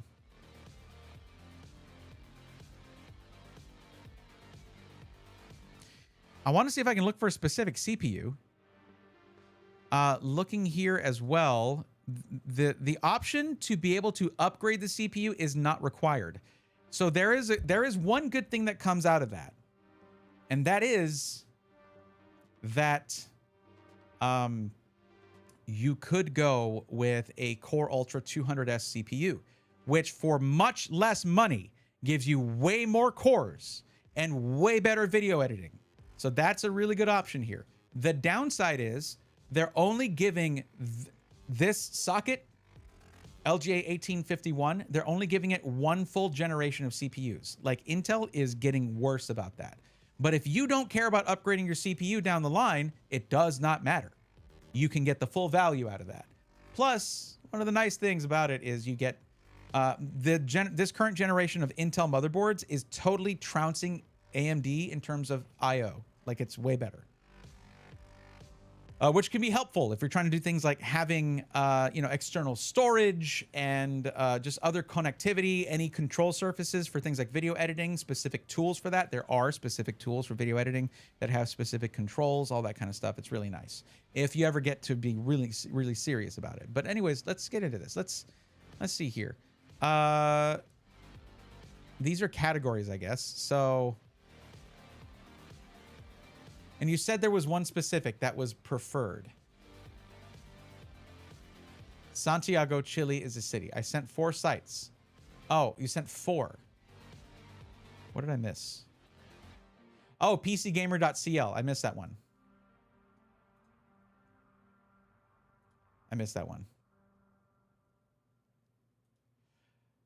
Which is the one that's in Santiago? Is it SP Digital? Because there's an S in the name. I see that.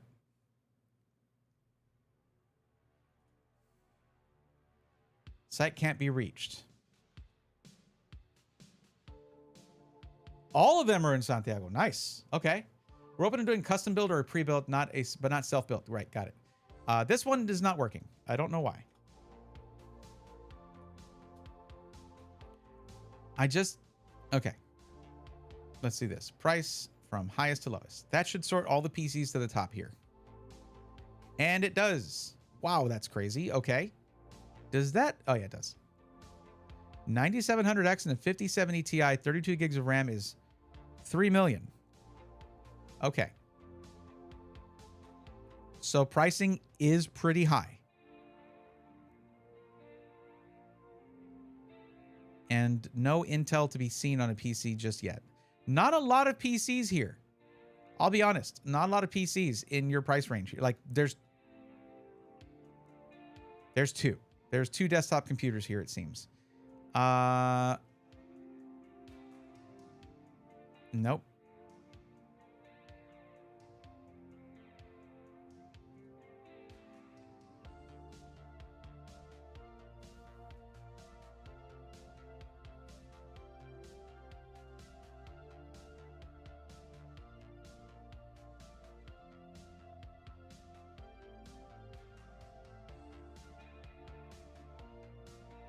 Yeah, these are like workstation PCs. Oh, hold up. Hold up. Hold up. Hold up. 1 second. 1 second. Oh, 16 gigs of DDR5. This has a Core Ultra 7 265. Not a 265K. Does not matter. That is still... Oh, this one too. They're both 16 gigs of RAM. Okay. With a 512 gig SSD. That is terrible. With an A1000... Okay. It's not... Okay. It's not actually super terrible. But the RAM at 16 gigs does suck. But this right here is a 20-core CPU for a pretty good price. It's just this is above budget already. This has the same CPU, the same amount of RAM. I don't even know if it has a GPU. It does not seem to. They don't mention one. I thought workstations might be a good option, but...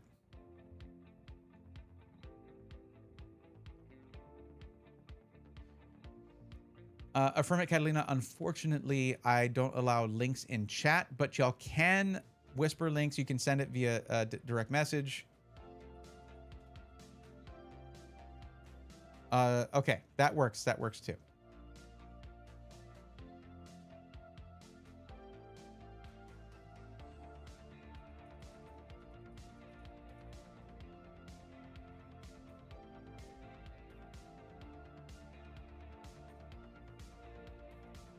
Okay, so this probably is not the site right here.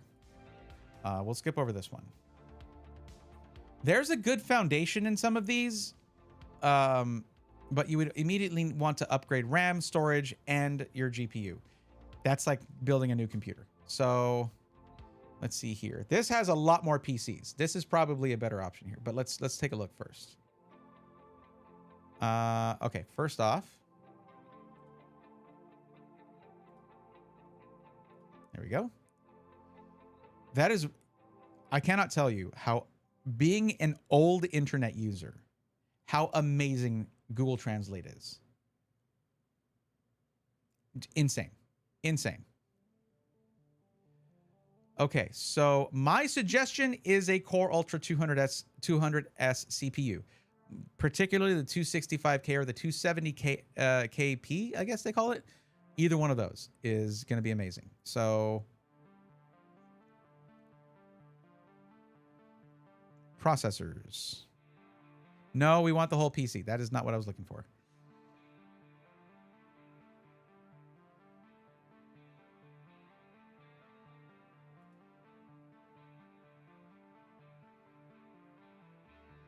$7,600, $700. These are all AMD. Oh, not 12700K. Not what we were looking for. Okay. We can go back and comb through it in more detail if, wow, he's looking pretty good. Okay, let's see pricing and what parts are in them. So I can choose a processor here. Okay, what platform? Intel processor. 265K. They don't have the new, whatever they are. You don't want the KF, by the way. That will then, you'll lose out for the option for quick sync if you do that. Z890, thank you. Preferably 2 terabytes, but storage is one of the easiest things to upgrade. It's one of the easiest things to add on, particularly if you just eventually get something like I just put it somewhere. Where did I put it? Something like this, which is a USB Type-C SSD. This is 2000 megabyte per second transfer speeds. It is 2 terabytes, something like that. Can be good, or even better IMO, something like this, which you just put an M.2 drive into, and it has 20 gigabit per second USB Type-C. So you have very fast speeds on that. External storage can be really nice because you don't always need every project file to be available all the time. Sometimes you need to archive stuff, all that. Yeah, 1 terabyte to start. This is not letting me choose. Okay, let's see. What? Okay. Okay, what if we say any storage and then view products? What are you talking about?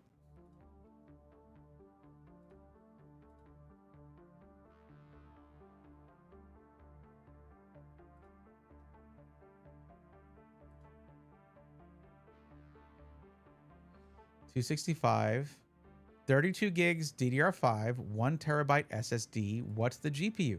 This might be an amazing option, and I'll tell you why. If this does not come with a GPU, you get to pick your GPU.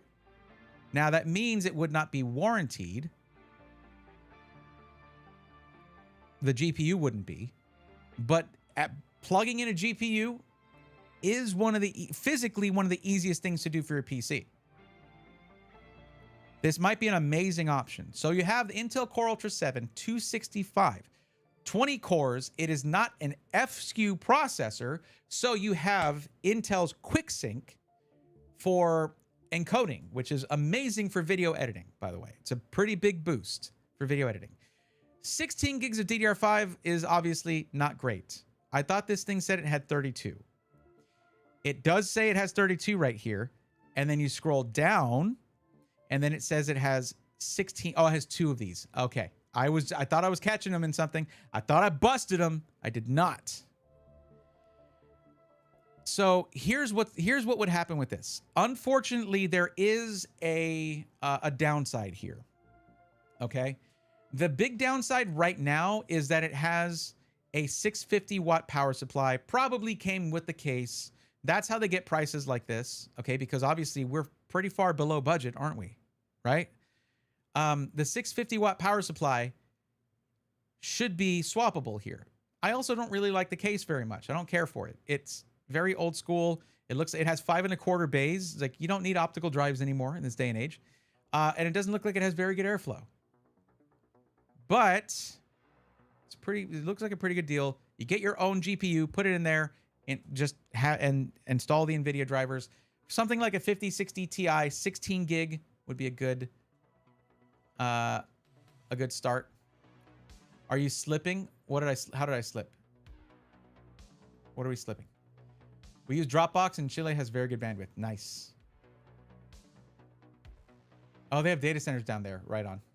SSDs made external storage kind of safe. Remember my dad going crazy a few times over his external hard drives. Yeah. The big downside is that it's Windows 11. Oh, so you're so edgy. Oh my God. You're so cool. I wish I could be as cool as you. Natty. So cool.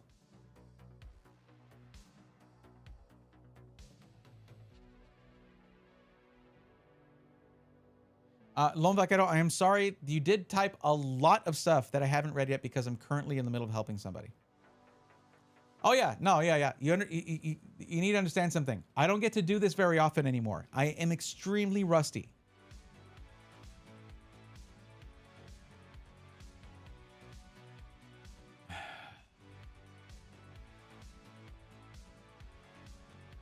Besides, that's just me looking out for y'all. That's all that is. Hey, I can say it. My computer literally could not handle Windows 11. I stuck with Windows 10 literally all along. Hey, Windows 10. I miss Windows 10. It's, but still, Windows 11 is better than it was when it launched. That is a fact. That is an indisputable fact. Is it good? No. Like, is it great? No. Is it fine? Yeah, it's fine. It's fine. Especially little things you can do to make it better. Oh, interesting. Look at this. Look at this. I like this, actually. The PCs come with Windows 11 operating system without activation. So you could just go to, get your VIP CDK deals license, pop that in there, and make sure it matches the version of Windows 11 they put on there, which it tells you here, I think. Oh, no, it tells we recommend adding one. Look at that. That's $133,000. I know it converts to a little bit less than that in US dollars, but still, like 25 bucks or so, you get a Windows license, you're good to go. Man, Microsoft, geez, trying to raise that valuation, aren't you? Kind of wish Windows 11 LTSC was more accessible. On one system I do have Tiny 11, and it's kind of amazing. I really, really like it. All equipment. Okay, cool. Computers delivered fully assembled, tested, and ready to use. We only use original 100% new components. We will include the empty boxes of the main components along with the PC. We like this. Everyone liked that. This is meant to be a workstation. That's what y'all are building here. We're not building a streamer gamer PC, RGB, all over the place. No, this is meant to be a workstation. I do wish I could take a drill to this and put in some speed holes here, but it's not that you could always just pop off that front panel and just leave it off.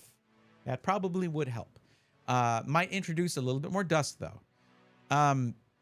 Now let's see what they have for GPUs.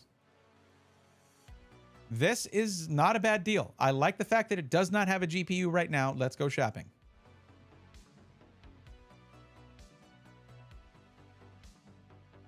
Wait, are these just PCs? Do they not have components? Gamer accessories.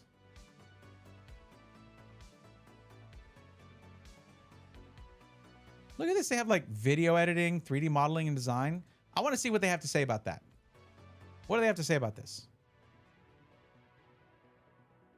Are they all? No, they're not. There's Intel, there's AMD. There's both.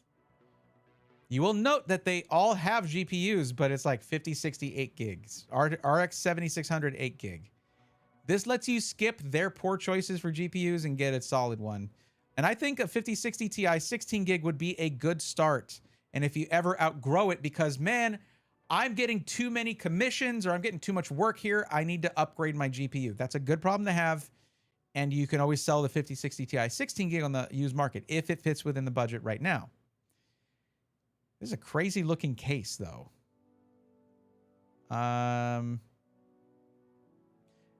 We're going up here, and we're just at about the maximum. 9800X3D for productivity.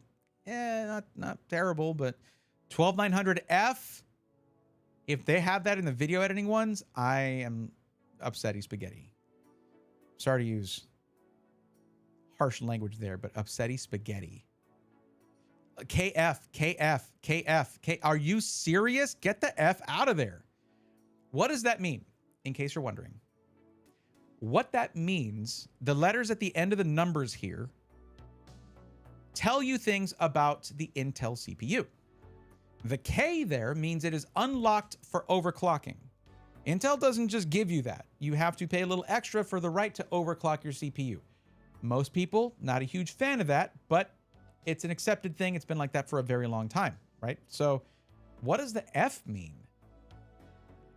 Well, the F means there is no integrated graphics in the CPU.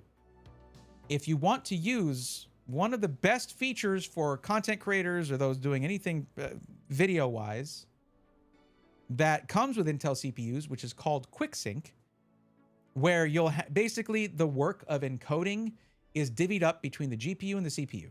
You have to have that internal GPU, integrated GPU in the CPU. And if there's an F on that CPU, it does not have an internal or an integrated GPU. So every one of these CPUs listed here is missing that critical component. However, I don't want to jump the gun. These were listed as being for 3D design. See that? Let's see what happens if we go to video editing.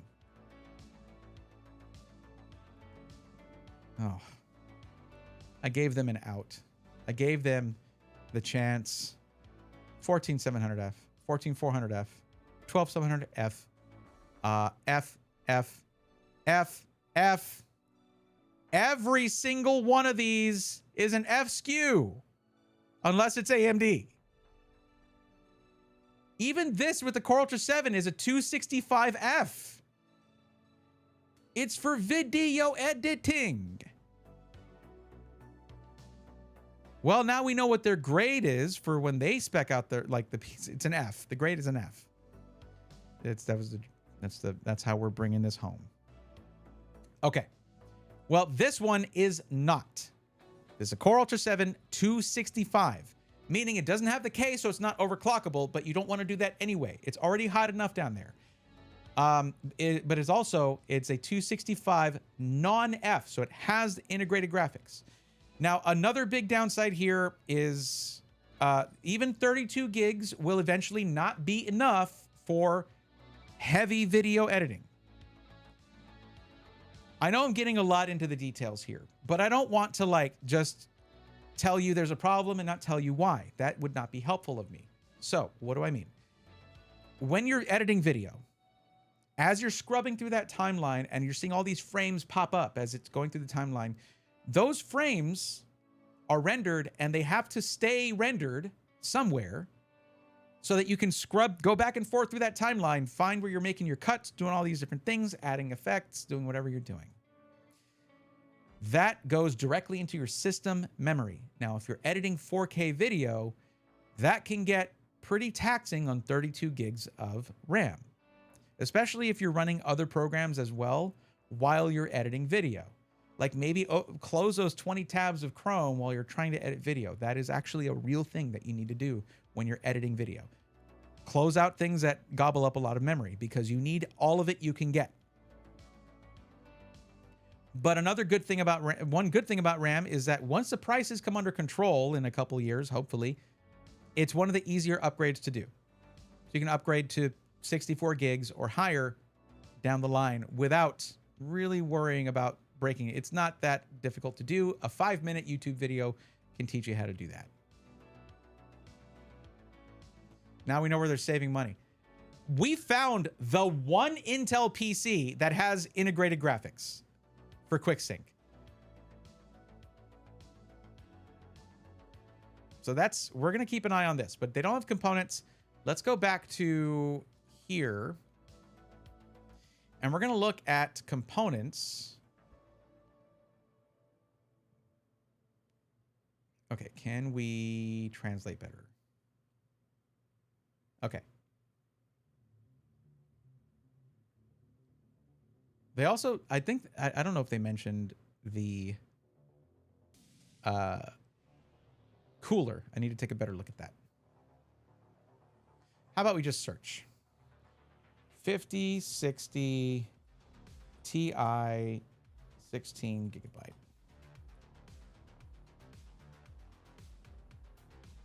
I know also that you wanted a white PC. I know that.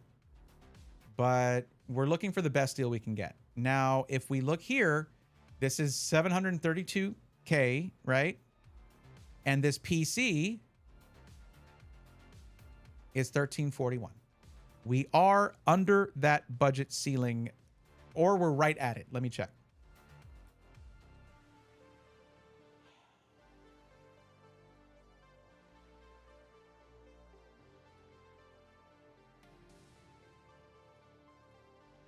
What was the cost of the GPU at this store? It is not this store. It was here.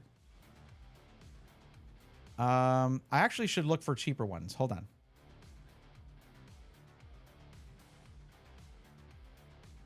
Category.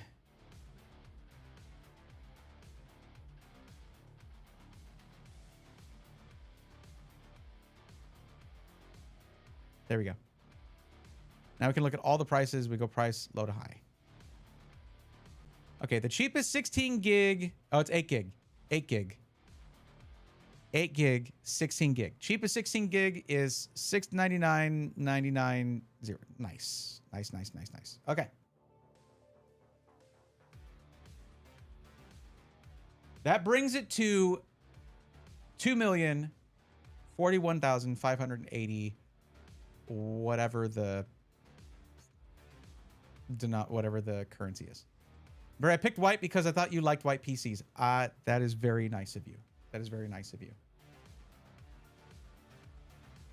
I could have picked no color. I would have to just to hear you roast us, but I don't think that is possible anymore.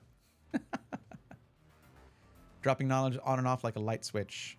I keep that switch on. But yes. There is a white GPU for $32,000 more. Boy. Ain't it just the truth? Like, I see where the market gets, like, crazier there. Like, this 5080 is nearly the entire budget for the entire PC.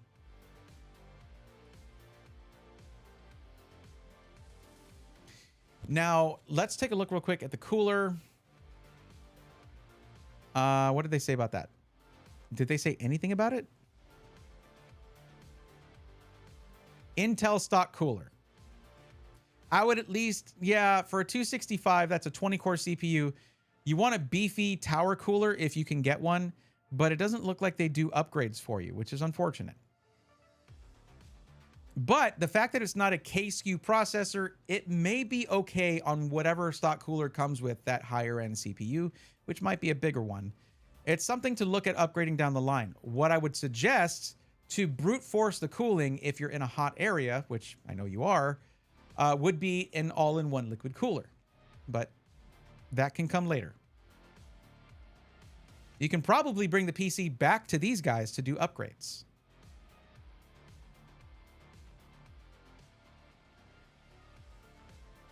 Look at this. Computers listed on this website are not assembled at the time of ordering. Fair enough. Your computer will be assembled once we receive your order along with your payment or deposit. Your order will be available for pickup within 24 business hours. You will receive our email notification. Not too bad.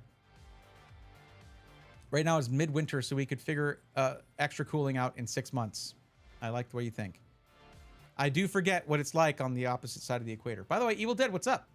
Hey, my old Discord got hacked, but I did make a new account, thank God. This is Zintac, by the way. Okay, yeah, I think you told me that before, but welcome in. Hope you're doing, other than your Discord getting hacked, that does suck. Sorry to hear that. At this point, she's mainly doing social media video, but that may change in time, so we don't want to be penny wise and pound foolish. Got it. Right on. I think this might be the option, but we can look a little bit longer. Let's look at Central Gamer real quick. Okay.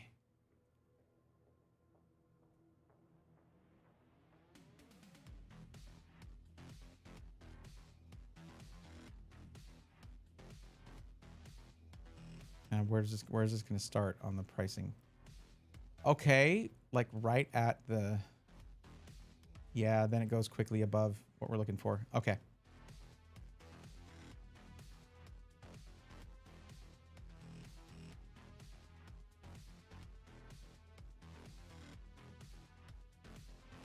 Yeah, 9600X, 14600KF, of course. It's like that's all that gets shipped over there are F SKUs, except the one PC we found, and this one 14400. Okay, yeah, this is more gamer focused. There's money being spent on the looks of the PC, which is not the priority for you guys. I know that. Like, this thing has to be a workhorse and it needs to do the job well. The cooling is going to be better in these for the CPU, but you don't need all the razzle dazzle, right? So, oh, there's a 245K, but of course it is above budget. So I think we found the right option. Now I need to know, how do we feel about the fact, because we want this thing pre-built, right? Like fully. How do you feel about the idea of popping in the GPU? How do we feel about that? Is that possible? Maybe if you bring the GPU from here to these guys, after you put in the order, you say, hey, I would like this GPU installed. What do you think? You think they would do it? Not a problem? Awesome. Okay. 1 second.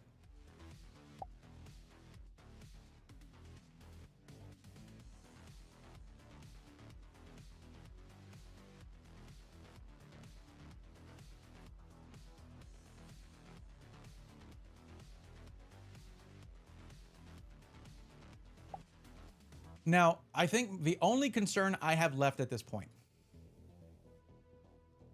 Let me see. I just thought of this, but I should probably change my category real quick. And I'll change it back once I'm like right after this. There we go.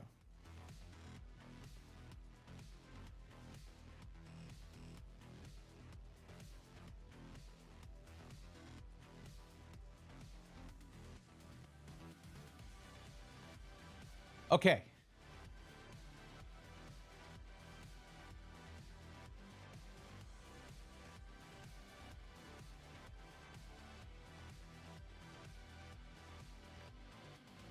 So the minimum recommended power supply for a 5060 Ti is 600 watts.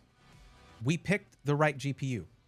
However, if the time comes where it is time to upgrade that GPU, right, give it a couple of years, right, with this. By the way, that 16 gigs of VRAM, that is the same amount of VRAM you get with a 5080.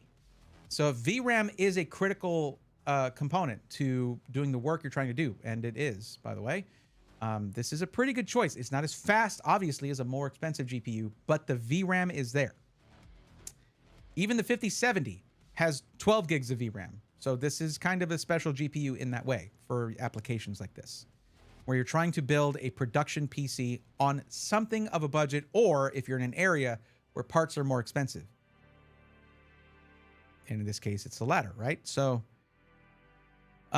if you're ever gonna upgrade to a higher end GPU, or NVIDIA, just if they're even gonna make GPUs for consumers in the future, if they decide like, yeah, we're just gonna keep upping the power requirements even for our mid-tier GPUs, you're gonna have to upgrade that power supply. So exactly, yeah. So there you go. I think this is probably the way to go. There's 5 units available. I guess it's probably because of the CPU, because it doesn't have an F on there. All right. This goes 2 places. It goes here, and it goes here. And then we're going to grab this guy right here. And it's an Asus Dual 5060 Ti. The only thing that makes me hesitate on this, on any of these, because they're all the same in this regard, every one of these is a 2-fan card. It would be better if it was a triple fan, just because that's a little bit more brute force on the cooling. But what are you going to do, you know? Okay. Let me just get the link for this. I know it's 2 separate stores. This is not the ideal situation just in that way, but I think the end result is going to be as optimal as possible. So there we go.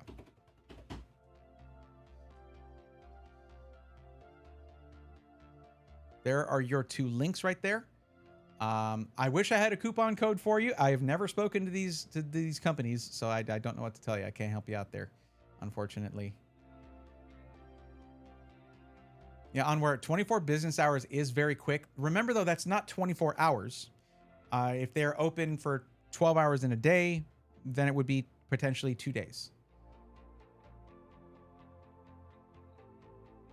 Nice mic drop. I am not dropping this mic. Are you kidding me? Have you seen this thing? No, thank you. Yeah, it's the same as business days, where it doesn't include Saturday and Sunday, that kind of thing. Yeah.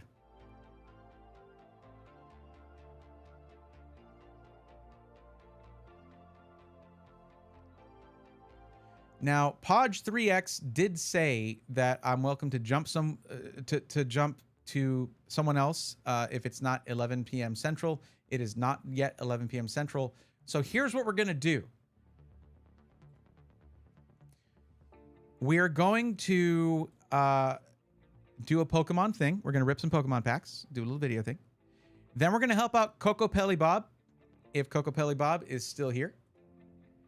No, wait, dude, I need that mic. Okay, so here's the deal with the microphone, because I get this question a lot.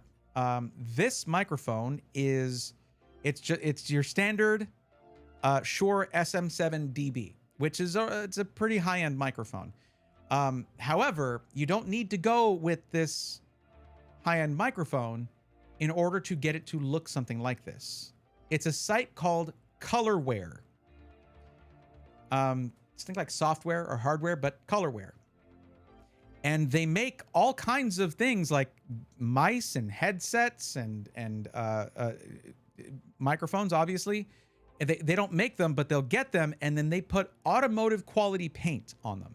Here's a better look at it. Love this thing, and I will show it off at every opportunity. Hey, don't fall down. What are you doing? So, I mean, if we really like get in there, this does change colors. So it's like your chameleon kind of paint job. What is this? Okay. Absolutely awesome. See the orange over here, or the gold, and like this all looks like orange to me from my angle. But you can get this in one color, these in another color, the yoke in another color. If you, whatever color you choose for this part, the collar right here. Yeah. But if you want to see an example of a microphone that is a bit cheaper for that, check this out. Where are you?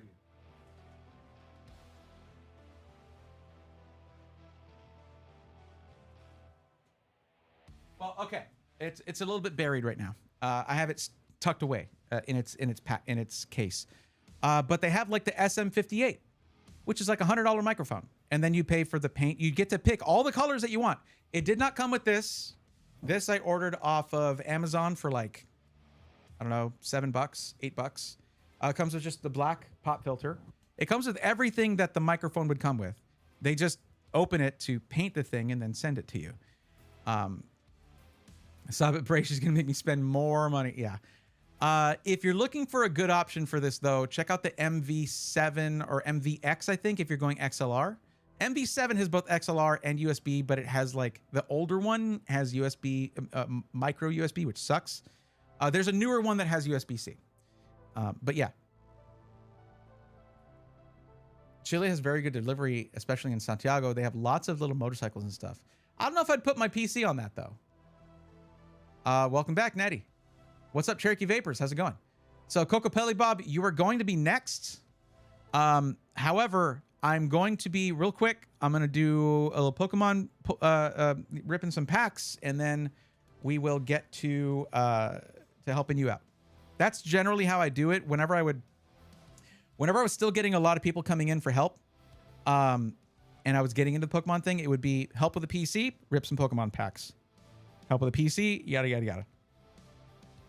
Now, what do we want to do, guys? What do we want to do? Do we want to do the final 12 packs of this booster box and get this one done? We just ripped Chaos Rising, though. But I still have not pulled an SIR out of that box, and I feel like there is one in there. Or do we want to do my third box of the Simplified Chinese Gem Pack Volume 5? Decisions. I didn't take the time to look for my scissors. I meant to do that. Give me a second. That would make it faster.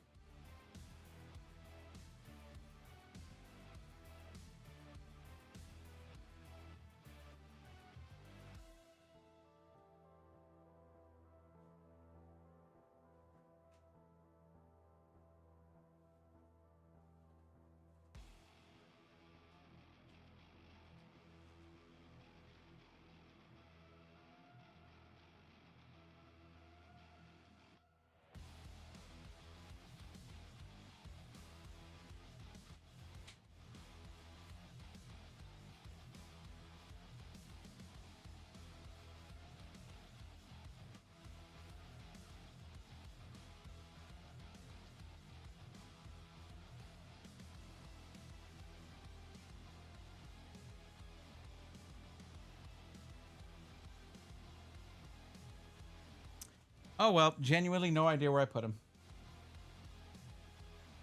Okay. I'll have to do that off stream. 5. Recommending 5. Chaos Rising is my vote. Okay. Well, here. Okay. You know what? Let's do both tonight, but I'm just going to do one of these first. First stop, best stop. Chaos Rising's your vote.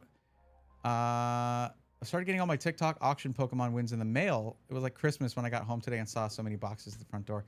How much are we doing here? Jeez, how much of that are you doing? Oh, hold up 1 second. Because Visual Nate just gifted a tier 1 sub to Ferment Catalina. Let's go, nerds. Sorry, the alert is messed up there, but welcome to the Swarm.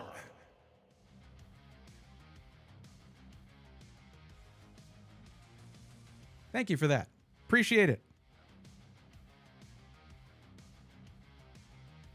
Thank you, Nate.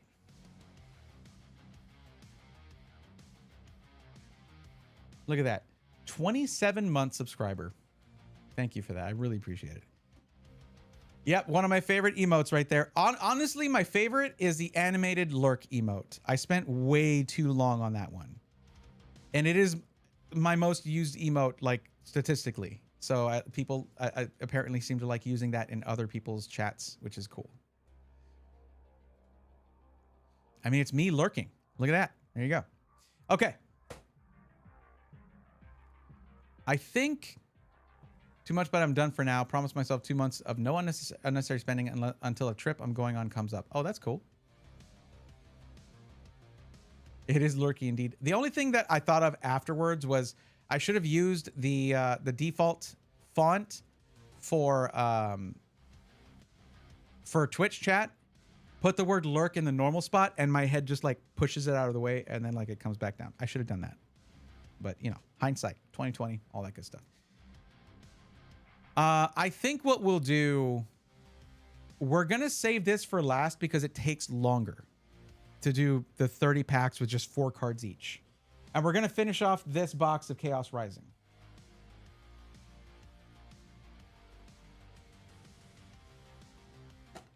I mean, 12 packs takes a while, but we don't need to linger too much.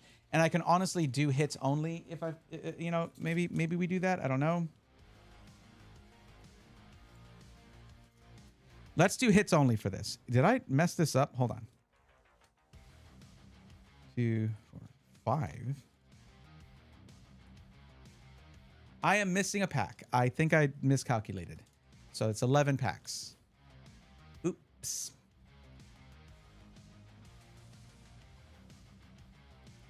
Really appreciate your help on this. It is my pleasure. I'm absolutely happy to help out. I have been fairly jaded with all the stuff going on with the AI companies and the global shortages and how consumers are just not the priority anymore for these companies that got to where they are because of the customers they've had, right? And then we're just forgotten once AI is happening. And then, but anyways, it always makes me happy when I get to help out, especially in tough times like this. So, Nate, always a pleasure. Always a pleasure to help out. And you know, you're always welcome here. Use a lot. Yeah, I appreciate that, Panther. You're probably upping that statistic. You're just by yourself there. Okay. Let's finish this up. This right here. Let's finish this booster box.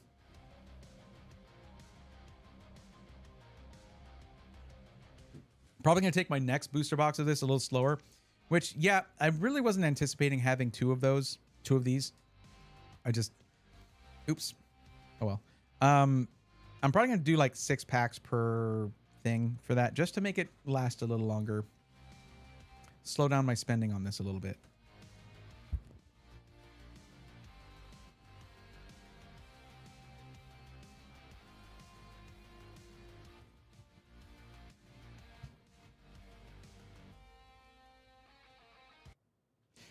Alrighty then. It is finally time to finish off my first booster box of Chaos Rising, at the moment of recording, latest set from Pokemon, the latest English set. Now, I did, of course, I've mentioned this before, I ripped a lot of Ninja Spinner, but there's still hits from this I have not gotten yet, though we did recently get was it the Cinccino or Minccino? The Cinccino EX SIR, which was awesome. But there's still plenty of SIRs from this, or a few SIRs I have not gotten. We'd like to see that here. Now, I miscalculated. I thought I was doing 12 packs per video, but I think I did 13 in one of them. Oops. Let me know in the comments which one it was. Go back and count. I'm doing it again, aren't I? Okay. All right. Thank you. Okay. 45 ACP. What's up? Welcome. Wrong camera again. I appreciate it. I need a light I need to do an Arduino kind of thing where it'll pop up a light whenever I need to look at the correct camera. Okay. It is finally time to finish off my first booster box of Chaos Rising, which at the time of recording right now is the latest English Pokemon set, and I've really been enjoying it. I actually just recently pulled the Cinccino EX SIR in a recent video, which is just what's actually the first English SIR I have pulled, but it won't be the only. We're hoping. Okay, I have 11 packs left, meaning I miscalculated. I have 11 packs left for this box, meaning I miscalculated at some point and opened 13 packs in a video instead of 12. So it's fine. We're going to do a mega pack here. I'm going to just get the last 3 cards out of each one and make a stack of those. And we're going to finish off this box and see what this booster box had for us, because we have not gotten SIR from this yet. That SIR was from actually a different product, a 3-pack blister. So hang tight, and it's going to be fast forward time now, so I can get these ready to go with just a mega stack. So see you in a minute. And now we're just hanging out.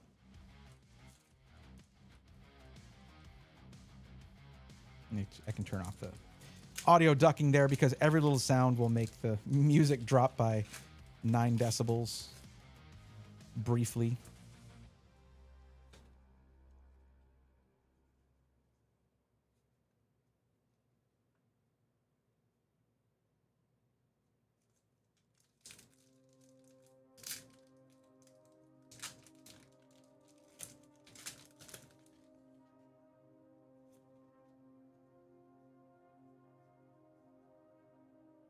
You know what I should do on where I should record really? I wasn't peeking that, by the way. I was just, making sure I had those straight. I should record some really good Foley of like ripping the pack. So we can use that to just make those sounds crunchier. And I just get like 20 different random recordings of it, because some packs I open slower, some I open faster, just to make those sounds extra satisfying. Seek fluid intake. I was just talking about wanting to play Subnautica 2, even though I never played part 1. But it looks like story-wise, it's not a direct sequel, so seems like that's not a problem. Wait, did I not do the pack trick on that one? Hold on. I did not do the pack trick on that one. Hold on.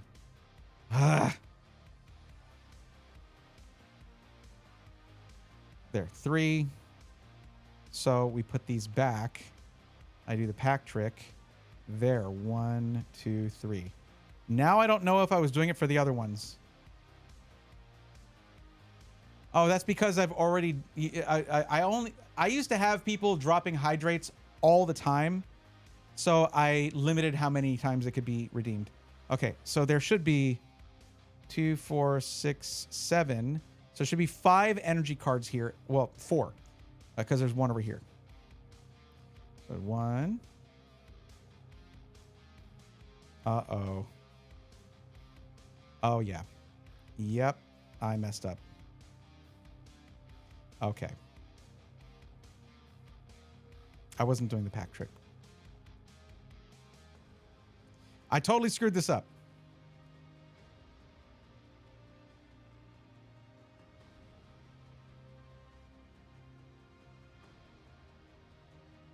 So I need 7 cards off of here.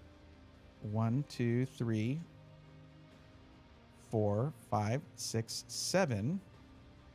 Sorry, guys.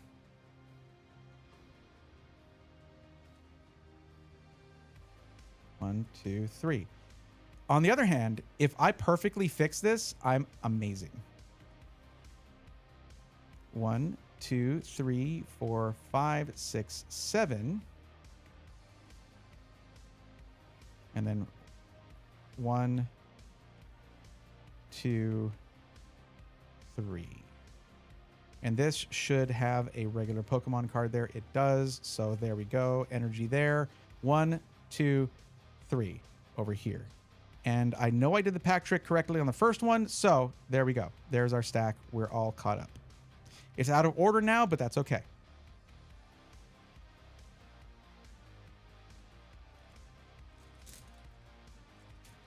Hydrate booze. You can't just say that. It's not a command. I don't drink that much. I rarely ever drink. Like, you can't just do that. Actually, Subnautica 2 is a direct sequel. From what I was told by someone who's played both, if you haven't played the first, the thing is, I've watched it full-on playthroughs by all the big like Let's Players. I know the story. Like, I've watched it multiple times. If I haven't played it, I might miss a few little references here and there. Generally, context is provided. But like the virus or whatever from the first game is referenced a couple times as maybe potentially a cause of this or a cause of that. It's not even a complete game yet.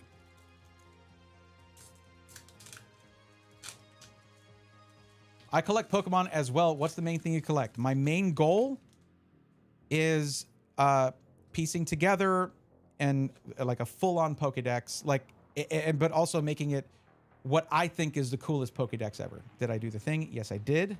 1, 2, 3. I could just verify that every time. It's just showing an energy card. It's fine. I'm using a specific method that is. I forgot my audio ducking was off.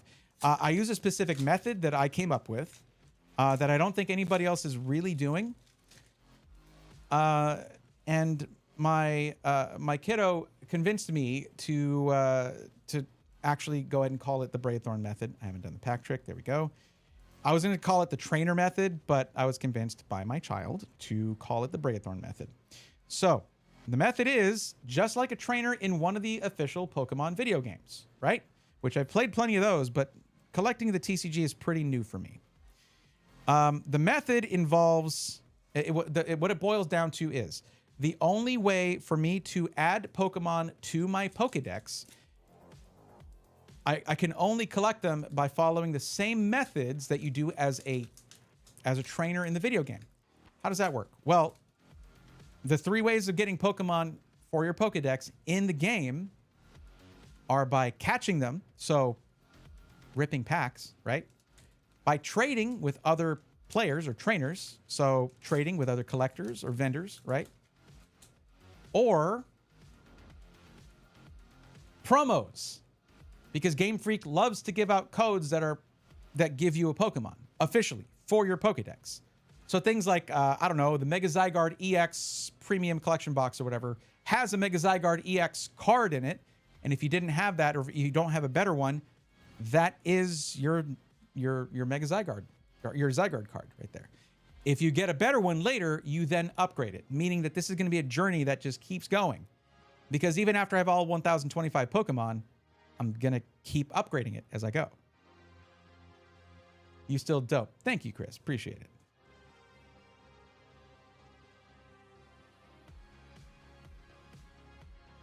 Now, the other aspect here is that I am, just making sure, yes, I am trying to get into the TCG, and it's more of a time thing for me, making the time to go out and play the game with people.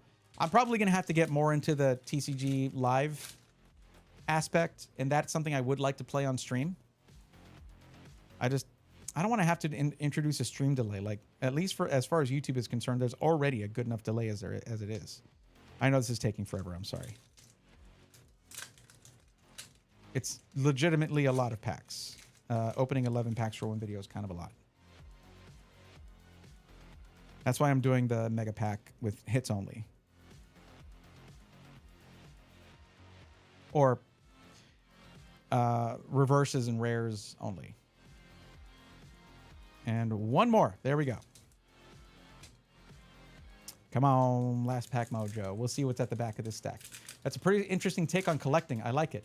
I got to tell you, though, I appreciate that. Thank you. Thank you. Like, that's... I mean, we're basically... I mean, this is being recorded. It's all going to be shorts and all that. But it is something I haven't seen. And it does change things quite a bit. I go to a card show. I find a single of the card I want for like this or that. Like, I can't buy it. If that vendor is not trading, I can't have it. I cannot have that card. Because with very few exceptions, with just a few exceptions, outliers, you cannot buy Pokemon in the games. You know what I mean? It adds challenge to something where if I want to just build a Pokedex, I could go look through the bulk at a local card shop and I'd have 90% of my cards right there. You know what I mean? This adds some spice to it, makes it a lot of fun. Gotta be honest, I didn't know it had a story. What, Subnautica? Yes. It's pretty cool. All right, there we go. Okay, I messed that up. A little bit. I was forgetting to do the pack trick. So there were energies in here and rares or reverses in here. But I believe I fixed it. So let's take a look real quick. If we find anything, if we don't find 11 energies in here, or we find anything that shines with foil or find a SIR in here, I messed up. But let's go through it real quick. That's 1 energy. That is 2 energies. Up, there it is. I messed up. Okay, Beldum reverse. And then an energy for, so there should be 10 energies in here.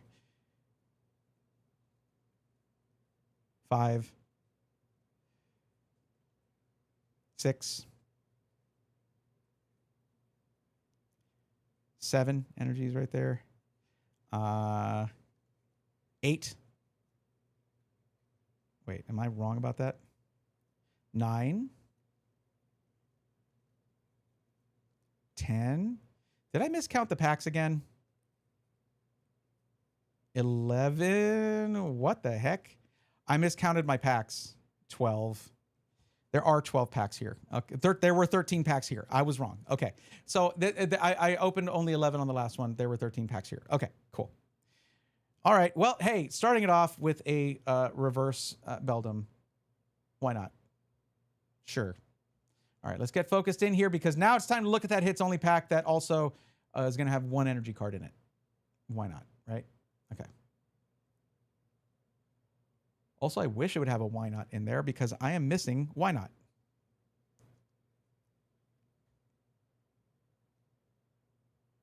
Okay, let's see what we get. Okay, Wimpod reverse, Vulpix reverse, Mega Pyroar EX. Is this a sign? Am I supposed to build a Mega Pyroar deck? I don't know about that. Transformation Tome reverse, Special Red Card reverse. That's 2 Trainer reverse hollows in 1 pack. Xerneas Hollow. Carnivine reverse. I don't even need to say reverse. You know it is. Kakuna. Yo, we got the hyper rare full art Roxy's Performance. Oh man, if I'm gonna do a poison deck, that would be kind of cool to use there because that's what you need to. It only works if your opponent has a their poison Pokemon can't retreat. That's what this does. Really cool. Okay, wasn't expecting that, but hey, that's the whole point, right? All right, so far 2 hits there. Okay, Octillery. This was actually an error here, so that is just not a reverse. So that's what happened there. It's not an energy card. Okay, Adversity Policy again, reverse. Okay, Crobat Hollow, Fennekin, Magnetic Energy reverse, Cobalion EX. Another hit right there. Okay, okay. Ninetales, Deoxys, Delphox Hollow, Bubbly Energy reverse. There it is. There it is. The most beautiful card in this set. We got it. Let's go, nerds. We got Xerneas Illustration Rare. This is an absolutely gorgeous card. Now, I pulled this from Ninja Spinner. So I do have this in my Pokédex already, but it is the most beautiful, in my opinion, the most beautiful card in the entire set. Oh, man. So that, I guess, is going to go in the trade binder. Now, as I was explaining before, I was explaining the method that I use for this. When I say, whenever I get a dupe, you might be used to big Pokemon creators who are like, all right, I'm going to give this away. I'm not that. I'm not a big Pokemon creator yet. I'm hoping I do become one day. And sure, we'll do giveaways at that time. But with the method I use, one of the most important tools I have is my trade binder. So like I'm looking for the Mega Venusaur EX SIR from Mega Evolution to complete that 3-card set. I need a pretty big card to trade for that. So yeah, I need to have a really robust trade binder, and this can go in there. All right, let's keep it going, but that's a great pull right there. Man, Delphox Hollow, Metagross, Baltoy, there he is. There's the Mega Greninja EX, the star of the show. Apparently, that's a pretty good deck, too. Pretty good card. Pumpkaboo, Froakie. Well, there's a Froakie reverse to use with that Mega Greninja EX. Goodra Hollow, Sliggoo, Deoxys, Full art tool scrapper. Look at that. I don't know what it is, but hyper rare item cards. A lot of them have, I don't know, feel like they get a lot of purple on them, which makes me very happy. Okay, that's something that'd be cool to use in a deck. This feels good, man. And then magnetic energy. There you go. There you have it. I don't know. That feels like a lot of hits to me. Let's get these sleeved up and together.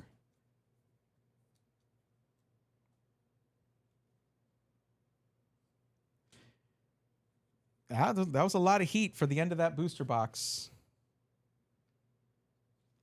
But unfortunately, that does mean there was no SIR in this whole box. And that's not uncommon. I think it's commonly said it's like 1 in 3 booster boxes or 1 in 4 booster boxes should have an SIR. Okay, just get all of these. There we go.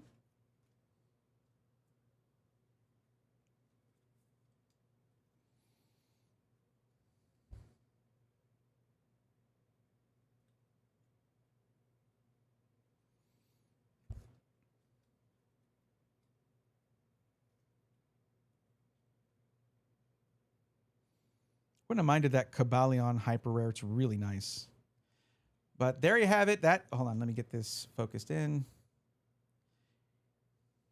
There you have it. That is how we're finishing off our very first booster box of this set, which is just, I know it's not a big set, but it is a very good one in my opinion. So much good art in this one. Tons of great cards. Don't get upset if you get one of these for your rare, okay? These are great for the TCG. Just start playing the game, and then you got nothing to be upset about. Okay, that'll be it for this one. And don't worry. I know you were worried. Don't worry. We got another one.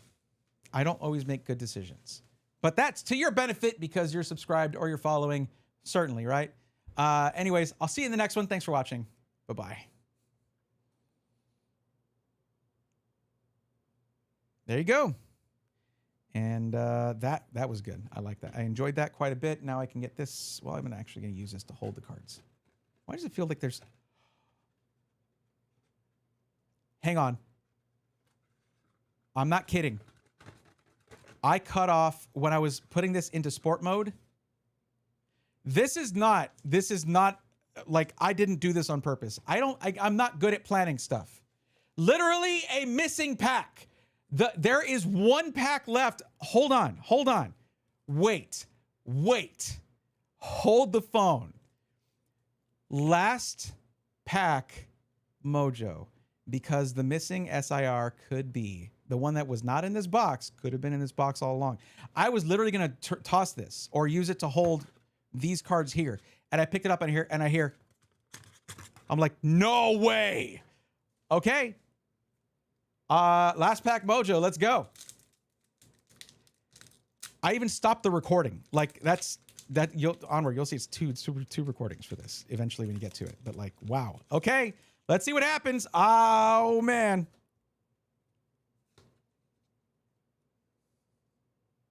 All right, we're doing this slow style. We're going in the way we should. First one is a basic energy. Then we have Octillery, Fanfy, Beldum, Kakuna, Golisopod, Tauros, Garbodor, Chespin Reverse, Angefloet Reverse, and the final card. I'm not even going to see. You're going to see it first. I'm not going to see it first. You see it first. It is... Oh, it's a Chinchino EX. Okay. You know what? I'll take that. That's yet another hit. Sure. Man, that's proof, by the way, that I'm just bad at this. I didn't set that up. I'm just not good at this. Okay, for real this time. Thanks for watching. See you in the next one. This is the best card in the set, though. It's the best card in the set.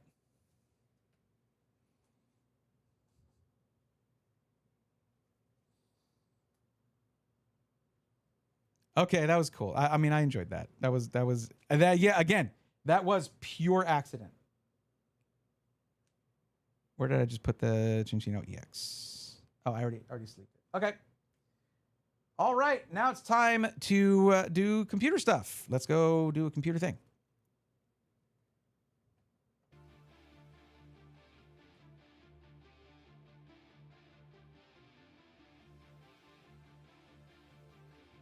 I'm gonna put these three in top loaders real quick.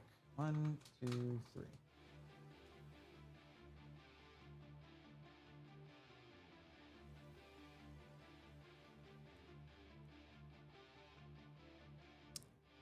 Okay, I shouldn't be holding a handful of stuff when I'm trying to do this because that's why I miss. And I missed.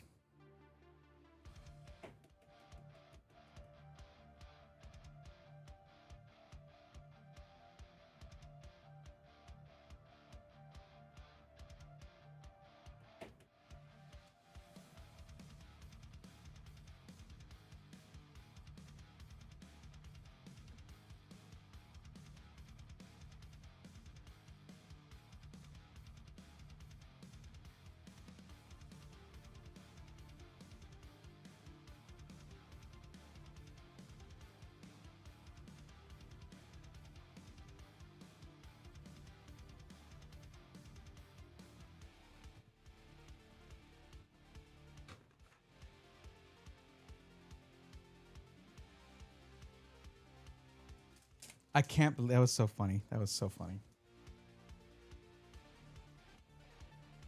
All right.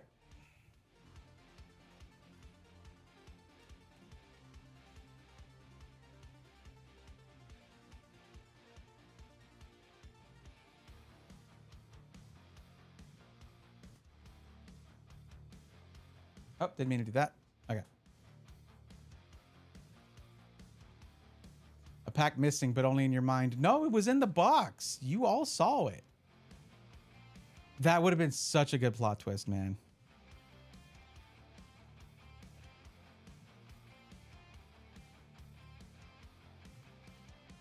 Okay. Oh, I didn't change the color on this to denote a completed request. There we go. Okay, so Cocopelli Bob, let's do this. Now, in order to, get this right, I need to know what your actual maximum budget is. Let's switch over to this screen here so we can get this going. I need to know what your actual maximum budget is because you chose the 5,000 or more for your budget. What is the actual maximum amount of money dollars you're willing to spend on this? Oh, that is a vast disparity there. Origin, PC, or iBuyPower. They're very different from each other. I might have a better recommendation for you, but 7K. And you're doing gaming, graphic design, racing sim / flight sim. You want it in white. You want a lot of RGB. You're going all out on this. Now, you said that you're near a micro center, right? In the Marietta, Georgia Micro Center. There is an option for micro center that says, yes, but I don't want to get my PC there. You didn't choose that. You instead you chose yes, as if you want to get your PC at micro center, but then you also said Origin or iBuyPower. I was 2 hours away. Now, do you feel like that is near you? Because if it's not, if you don't feel like that's nearby, I would have just put no there because then I get confused and I end up talking about it for 45 seconds like I just did. So we'll just skip that.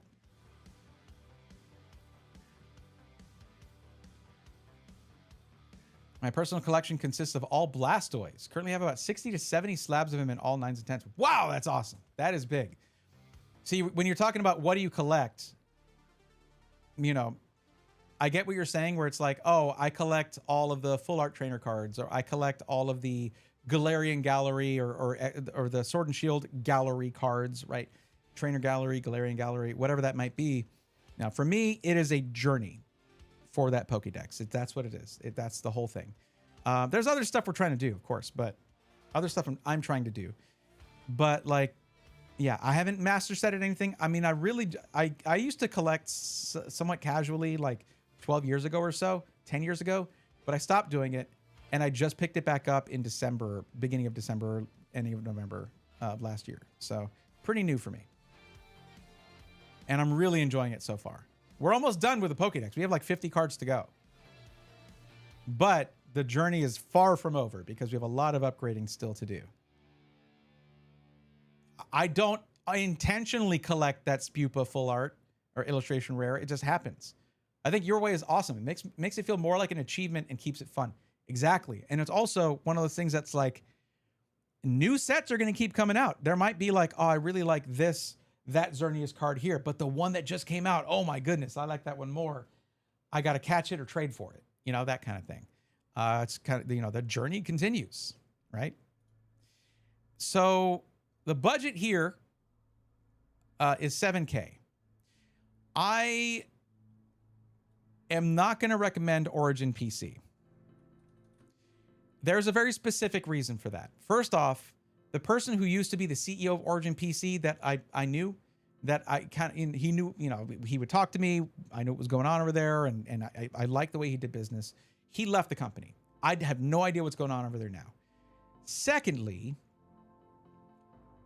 Origin is also known to have issues, even with high dollar builds. You can watch the Gamers Nexus videos on it, but they'll have things like crazy fan profiles, fan curves that sound like a plane taking off for no reason. They will have lowered frequencies on the CPU, even though they have a custom liquid cooled system, that kind of stuff. Now, 7K, I'm not going to send you to iBuyPower. iBuyPower is, even though you said price to performance, I don't know. If you're wanting a 5090, which I don't recommend 5090s to anybody at the price that they're currently going, you do not get the value for the dollar that you're looking for there. Not even close. But if you're expecting a 5090, you do have to go price to performance. But even 4K gaming, all of that. Now, if you're talking about graphic design, though, I still don't see you needing 32 gigs of VRAM for any of these things. Let me check something real quick with pretty much the community's highest rated boutique builder. Let me see what their higher end systems are going for. Let's say we go to AMD desktops, right? And we go with the Legatus 2026. And we go up to a 5090. Yeah, that does go above budget. This is a boutique builder, lifetime warranty kind of stuff, okay?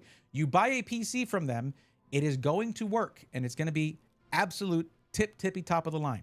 So probably not the right option here. Also 9950X 3D. That does bring the price down. It brings it up a little bit. But if you go with a 5080, it is way under budget. You can go up to 64 gigs of RAM then, and you're still $1,000 under budget with a lifetime warranty.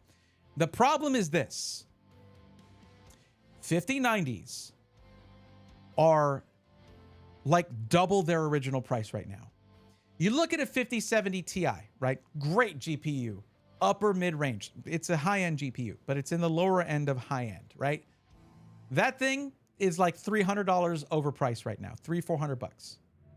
Same goes for a 5080. Original MSRP for a base card is like $1,000, but they're out there right now for like $1,600. The 5090 starts at $2,000, and most of them are double that right now, $4,000 or more for a 5090.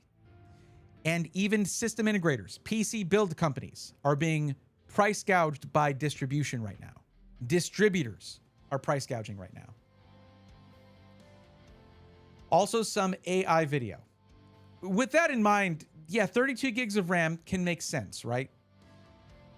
But I mean, I guess we'll see what we can do in terms of a high volume seller. Just understand, at the price you're paying, you should be getting boutique service. It's just, I'm not going to recommend a single place to you that's not going to give you amazing service. That's not how I work, right? But like if they have bad service, they're not on this list here. But let's see if we can custom build a PC for you for under 7K with a 5090 here. If that's something that, because you didn't mention anywhere like, hey, I have to have a 5090, right? For graphic design, you don't need a 5090. I guess I should put as one of the use cases, I should put AI as a thing. I really don't want to, but I mean, I can't just change reality by denying it, right? This one is currently 3147. I love that case, by the way. It looks so cool. I know it doesn't have the best performance. Trikes didn't prioritize airflow all that as much as they should have there, but they prioritized unique materials. What you said you wanted it in white, right? King 95 Pro, done. Let's say we go to the GPU and change it to a 5090, if they have any. They should have one. This is a huge company. They should have a 5090 somewhere. Or they don't have one in the custom. They do. They do. Here we go. Okay. I would still like to upgrade your CPU. Actually, no. Hold on. Let's think about this for a second. Okay. I'm going to check something real quick.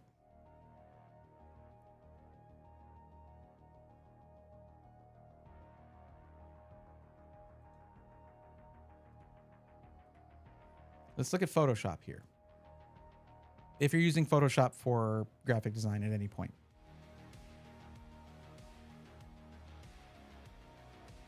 So just any AMD CPU is going to be on top of the list here. The differences are pretty minute, but the odd thing is always that the base like Ryzen 7 CPU is always at the top. It's crazy. So 9700X, and then you have something like a 9800X 3D, which for gaming is yes, there's a 9850X 3D.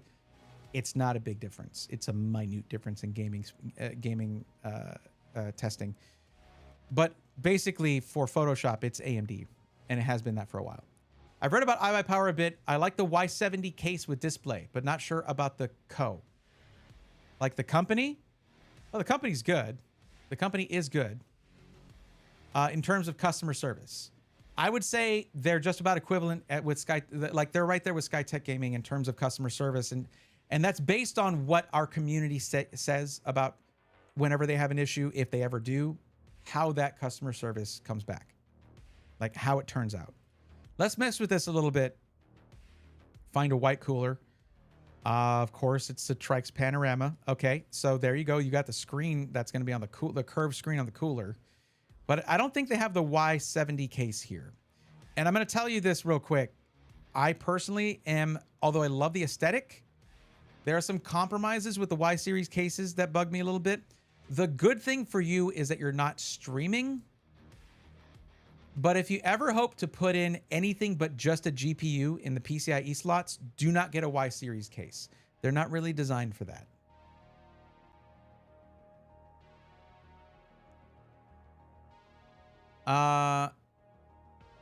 I'm special says we can pickle that.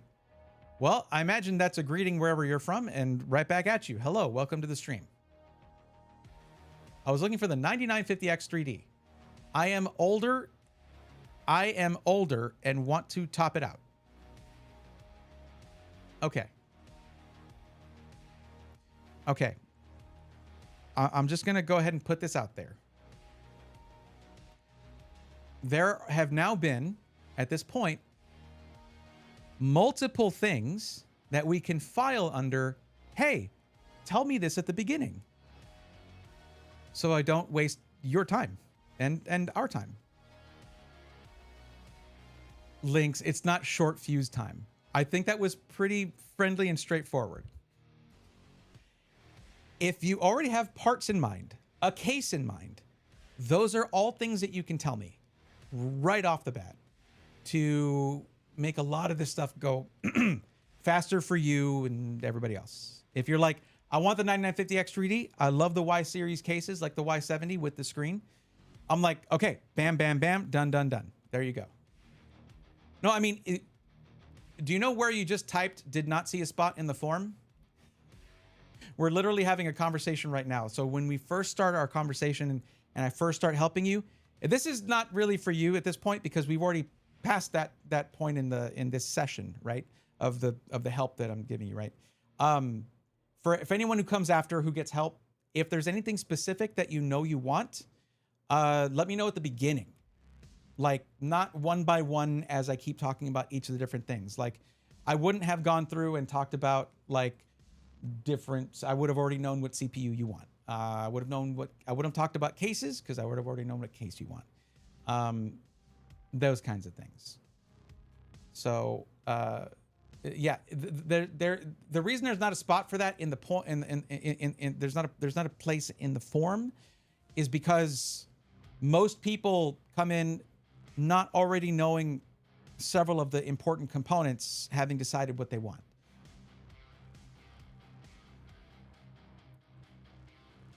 So yeah, basically, here's what I'm asking you now. Are there any other components or decisions that you've already made so that we can just sort of bypass that? Are there any other parts that you're thinking of already that you've already decided that you want? Like, are you hard sold on getting a 5090?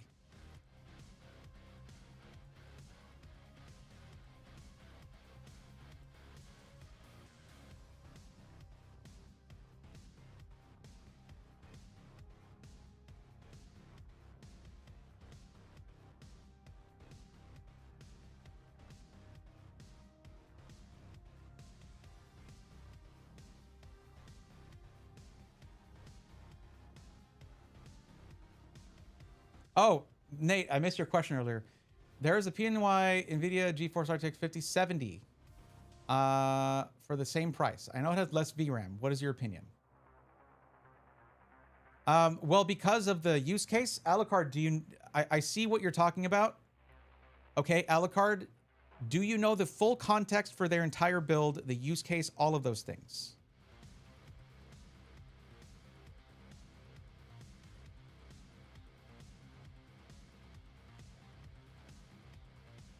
Oh boy.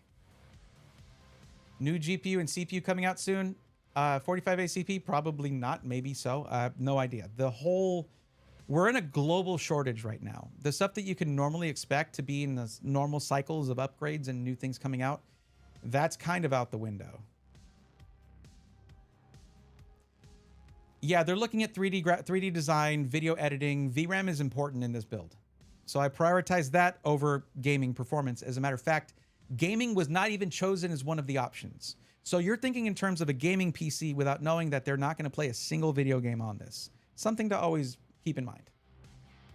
Like, always better to ask questions before making recommendations. You know what I mean? Like, what you said was factual. Hey, it is a faster card, yes. But it's a worse card for this application.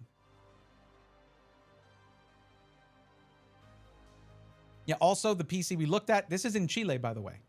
Like, they're in Chile.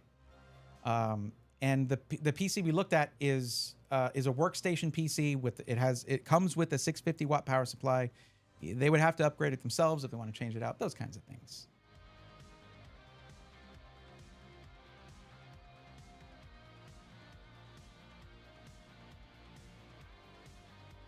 That's another good point. Okay. So you said other than a 5090 and 64 gigs of RAM with good cast latency. Is that it? Okay. All right. Well, let's see. It is a global shortage. So those things this might push it above your budget. Again, global shortages. And this is a price to performance high volume seller as well. So let's see. This already has 64 gigs of RAM, but it's fairly low frequency. Let's see what we've got for other options. 64 gigs, DDR5 6000, CL36. So not perfect, but definitely a big improvement. As you go higher in capacity, you know, that's 5600. There we go. That's 96 gigs. Wait a second. Hold up. This might be the move. 96 gigs, DDR5 6000 CL30. It's not RGB. Oh, it's $700 more. Right. Of course it is. It is $700 more. This kit of RAM by itself is $1,500. That's what the 4090 used to cost. So yeah, that's not what you were asking for. You were asking for 64 gigs. So the best bet here is going to be this right here. Wait, that's CL38. I thought that was 36. Here, this one here. Here, 56000 CL36. Thankfully, the latest AGESA from AMD actually minimized. You can barely tell at this point if it's not 10 nanosecond first word latency. They made big improvements there, to my understanding. So I guess someone just went over to the labs at the AMD campus in Austin and maybe made some suggestions. Don't know who that could be, though. Me over here taking credit.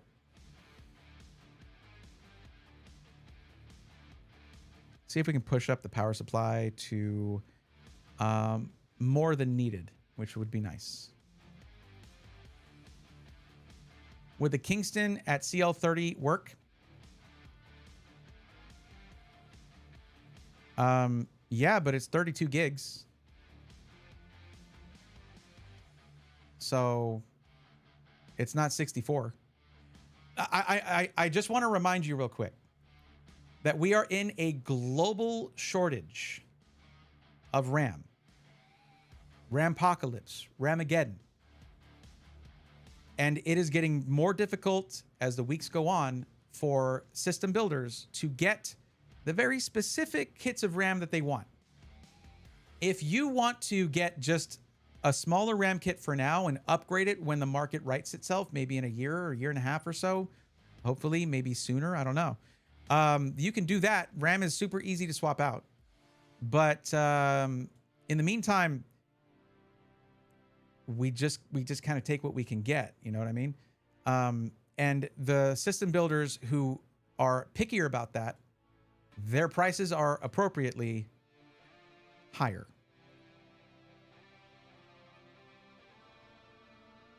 This is like that lifetime warranty I was talking about, all that good stuff. Whereas here, we're only off by 6 nanoseconds on the cast latency, which not optimal for AMD, but not the worst. So they have made improvements there, as I was just saying. And Skytech will have you on the latest BIOS so that you're getting the benefits of that. There's another thing here too, is that you have dual stacking coupons here. So the price you see here is going to go down by a good bit. Now I said 1200 watt gold, I will do you one better and go 1250 watt gold MSI MAG A1250 GL PCI E5. Solid power supply. It's only $89 more. Still under budget. Storage is a 990 Pro, which a 2 terabyte. Oh man, storage is terrible right now. But let me see what I can do here.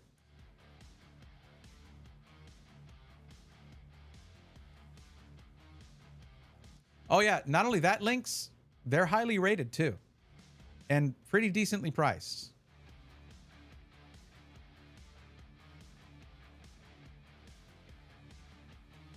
No? Okay, this is actually the better deal here.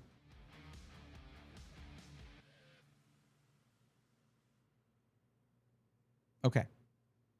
Yeah, plus you have onboard DRAM cache, all that good stuff that keeps transfer speeds consistent. Wait, glass etching? Really? When did they do this?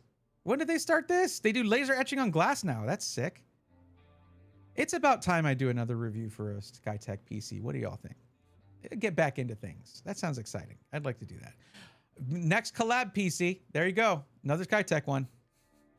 I need to maybe start making tech content again if I want that to be a thing. Also, oh, you wanted 9950X3D, right? That's not on here yet. It's still going to be under budget, though, after the discount. But let me see if they have the... Okay, you specifically stated, want 9950X3D, and there it is. Trike's Panorama cooler. Now, I'll tell you, this case that I chose here is one of my favorite cases of all time. And the picture is not coming up. Show me the picture. Show me the picture. I will straight up open this link in another Open image in new tab. There you go.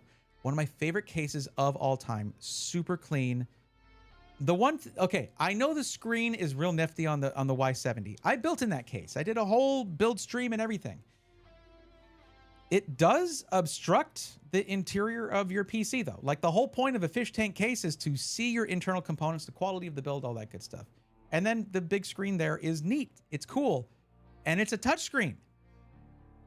But like, I didn't find myself using that touchscreen very much, you know? It was just kind of there after that. It's cool. It's unique. It's awesome. But this is cleaner IMO.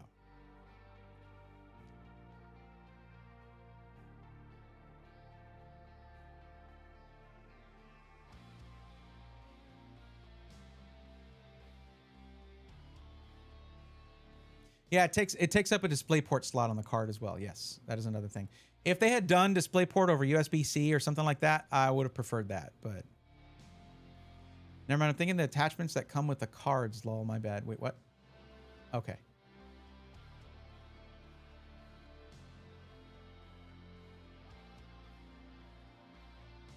Now, if you were saying that would be a good idea when I was talking about the RAM, like getting like a 32 gig kit at the speeds that you want, and then later swapping it out for a higher capacity kit, we can do that. That is totally an option. But it is going to be under budget once I put in the once I tell you about the codes here, show it to you. But that's a full build right there. And yeah, there we go. You also have a white motherboard here. We haven't really talked about it, but it's an X870-A Strix. It's an Asus Strix motherboard. Like, it's high end. So I don't know why it's not showing the pictures. They were pretty good about that for a while. But yeah, it's going to match the build. It's in white and silver and all that, so it's going to look really good.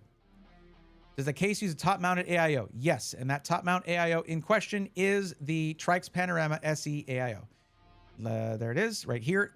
This has the curved screen that is absolutely sick. I actually did a video on Trix from Computex 2024, where they debuted this. It is super sick, and now other companies are trying to copy them. Even Lee had to copy Trix on this.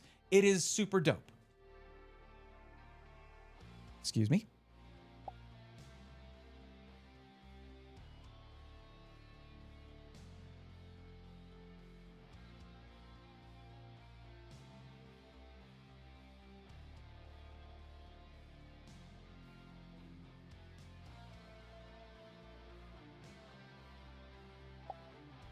Now, as you might notice, the curve on this, can I remind you of something?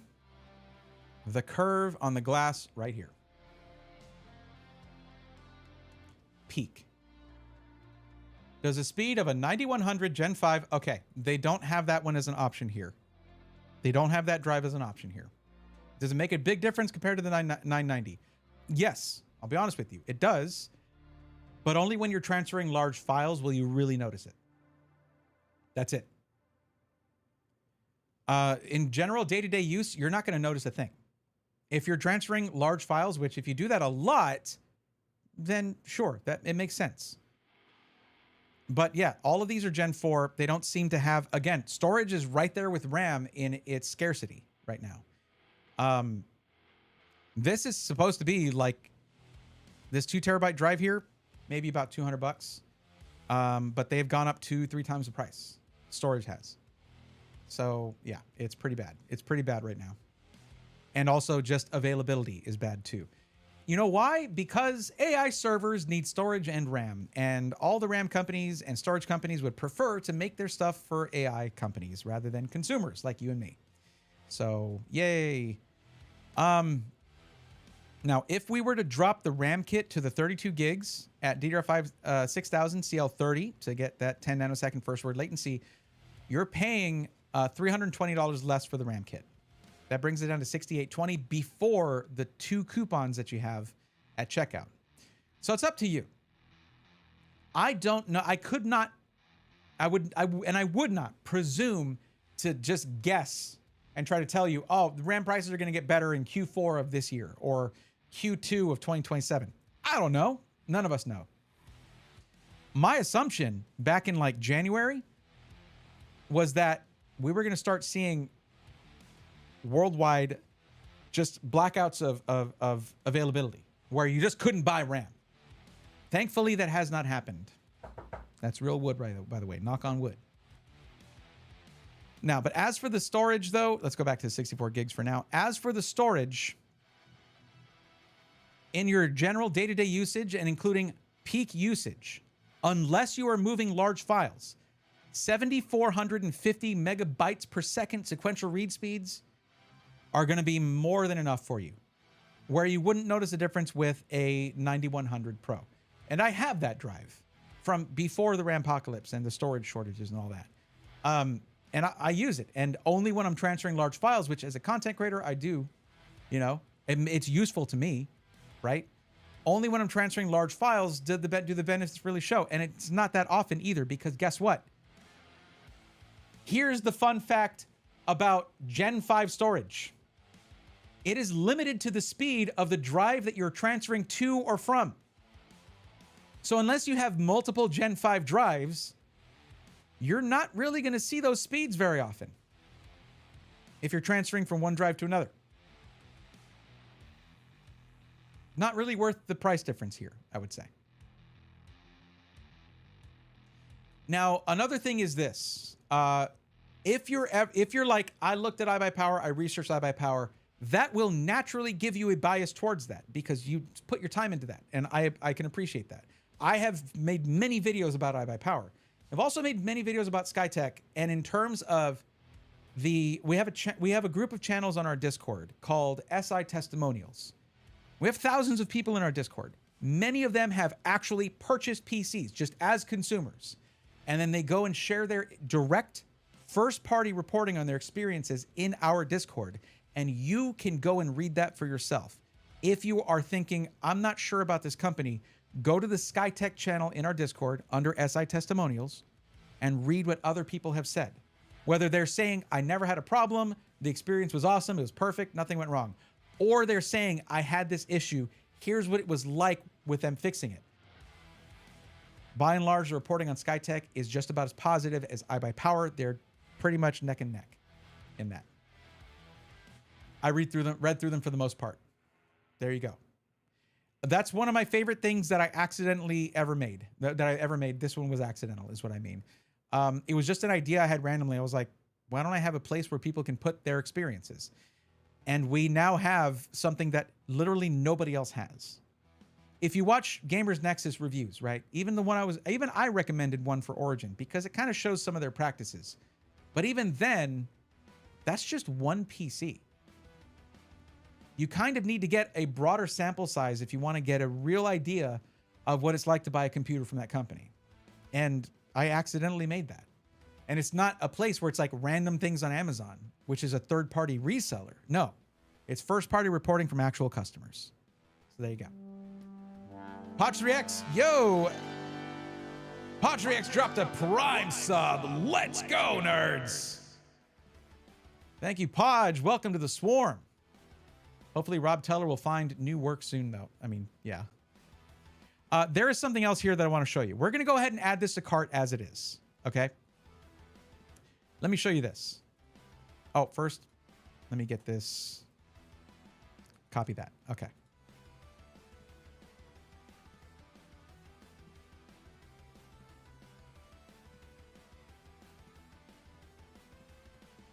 So this is over budget right now. Oh, no. Oh, no. So we go to proceed to checkout and watch this. SWARM. Bam.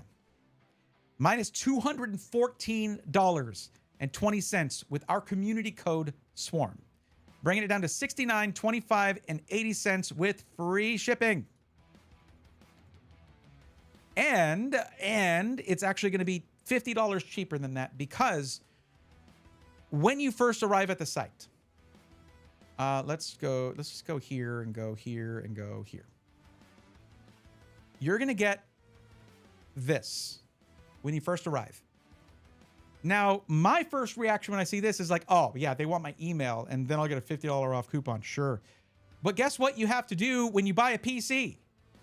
It starts with your email. why not get another 50 bucks off for the email address you're already going to have to give them to create your account and buy your PC? So it's actually going to be $50 less than this. $68.75 and 80 cents plus tax with free shipping. We have a community code. That's crazy. What's it referring to? Reminder for Natty the Panda, our channel mod here, our other channel mod here.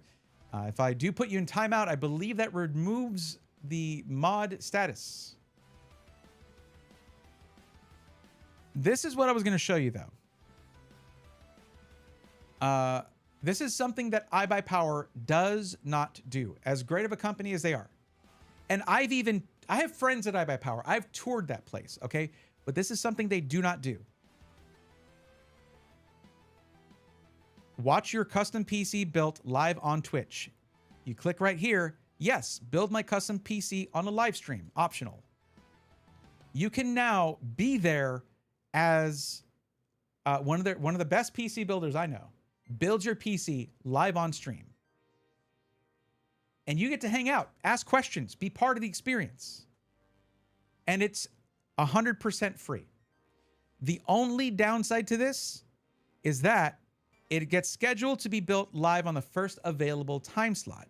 So it could push back your PC arriving at your doorstep by a few days or so or more. I don't know. It depends on how many of these they have.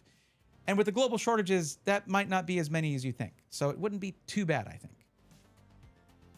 Alucard, that's a running joke with Natty because Natty was at the beginning of one stream was like, we need something to call our community. And I was like, huh?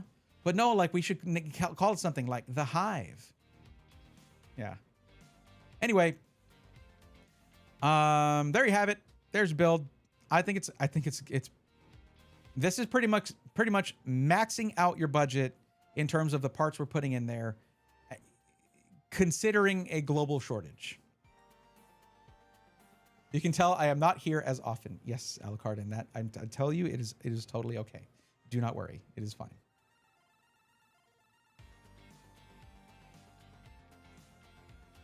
I think someone might have told me. I still don't remember, but adding my tag to the end of there might automatically put the swarm code in for you, but let me put the code here for you. Code. No. Fun fact. Apparently, Tom, this is something that I was shown. Apparently, Tom's Hardware found out about our coupon code, our community coupon code, and they started putting it in their articles whenever they talk about a SkyTech PC. And they never reached out to me or anything. Actually, my email is on the fritz, my primary business email. So they might have reached out and I just didn't see it. Okay. So what you're going to do is you'll put in code SWARM, right? If it doesn't automatically apply it with the link I gave you. And then you'll do that thing I showed you here by putting in your email. When you first get to the site, put in your email and they will send you a unique code to get $50 off additional. It does stack. So you're good.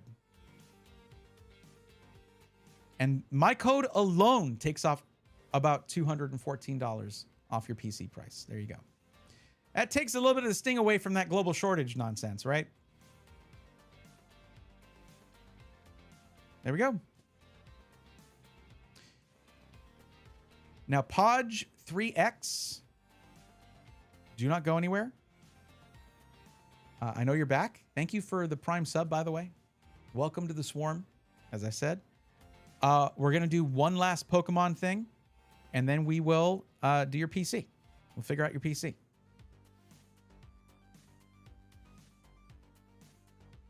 But there you have it. You're all set. We built you a custom PC. If you choose that option in checkout, you can, and I would do that, like, not rushing you. I would do that soon just because, first off, we don't know the inventory that they have in terms of RAM and storage. That could change, okay? Secondly, the sooner you get in on that scheduling thing, the sooner they can put you in there to get your PC built live on stream. They do reach out to you, and they will, let you know when the stream is going to be, make sure it's good for you and all that. So there you go. It's overdue, Law. I've been following since December 2022. I saw that, yeah. And thank you for that. I decided to test it for you. I used the website link you sent, added the PC to cart, and went to checkout without adding any promo codes. Okay. No, the accurate price with the code in there is $69.25 and 80 cents.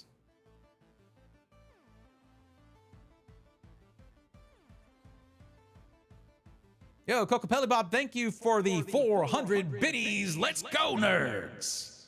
Thank you for that support. Appreciate it. It is not required to get free help from me, but I do appreciate that. Thank you. It's a kind gesture, which is why we test things out. So it does not put the code in automatically. Okay. It at least lets them know that it's someone who came from our community, from the stream, that kind of thing, I guess. 7K, if only. I feel you. I do feel you. Just remember, some people have been saving up for these, for their PC for a long time. It's just unfortunate that the time that it was right for them is just a bad time in the industry. You know, that's going to be the case for anyone who buys a PC for the next year and a half, I guess, unless something drastic happens and the RAM market crashes, the storage market crashes, all of that. But at that point, that is actually going to affect our economy, which is just great. It's just great.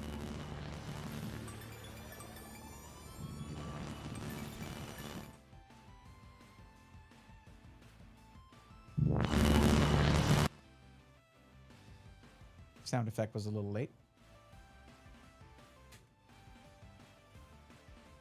But yeah, do not go anywhere, Podge. Also, real quick, I will need to know what your actual maximum budget is when we get to yours. What the actual maximum is. Because you chose 2,500 to 3,000. So if it's 2,700 or 2,900 or 3,000 or whatever, let me know that so I can fix it in here. Like you can see I have done for most of these, where I change it to just a single value. So wild question, point your outlook on it. Is it better to run 2 NVMe for a gaming setup or just 1 NVMe? I was watching videos and others talking about it, so I figured I would ask you. It doesn't, with the speed of storage these days, it really doesn't matter much. I mean, you could actually run your entire game library on an external NVMe, because this thing does up to 20 gigabit per second. So, which is very fast. And that can actually leverage a lot of the speed you get out of NVMe drives. So, you just connect this to a fast USB-C port, and it's almost like it's internally installed in your PC. And then you can move it over to your laptop when you're traveling or whatever, and your whole game library just stays on that drive. So you don't even need to have multiple in your system. Now, it does require that you go into Steam and set up a library on that drive. Otherwise, it's just going to install it on your C drive. So a little bit of know-how helps, but I mean, it's not necessary. Like it's you can just look up how to do it as well, you know. Thank you for testing that, Natty. Appreciate it. You've heard me say that so many times, I'm sure. But I'm still waiting for the funds to one day be granted. DOD takes forever. Ah, yeah. One day. And you know what? When you fill out that form, it's going to feel good. It's going to feel good, Chris. I look forward to it. Alucard, I saw this earlier. I'm sorry. Quick question when you have a chance. I'm looking for a black motherboard from MSI that would be comparable to the X670E Gaming Plus Wi-Fi for another build for 2 different themes. One is Bood and the other is Reebed.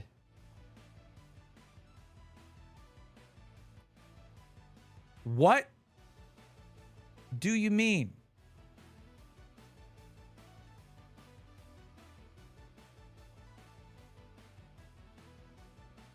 And this is why I asked you, lol, very interesting. Yeah, external storage. It is not like having your games on an external hard drive anymore. Okay, see, I don't play Yu-Gi-Oh, so I don't know the acronyms. I also don't really watch, I never watch Yu-Gi-Oh either. So, I have 40 minutes left in the stream. I have someone to help with the PC, and I wanted to get one last Pokemon thing out. So, Alucard, if you can come back on Thursday, we'll do the whole thing. This time I was even expecting, you know, Nate to come in. That took a long time with the Chile thing, the market and everything. So if you can wait a bit, let's do that on Thursday. If that's cool with you. I know you can't make it all the time, so I feel bad saying that, but it's already a little late in the stream, and I had stuff kind of.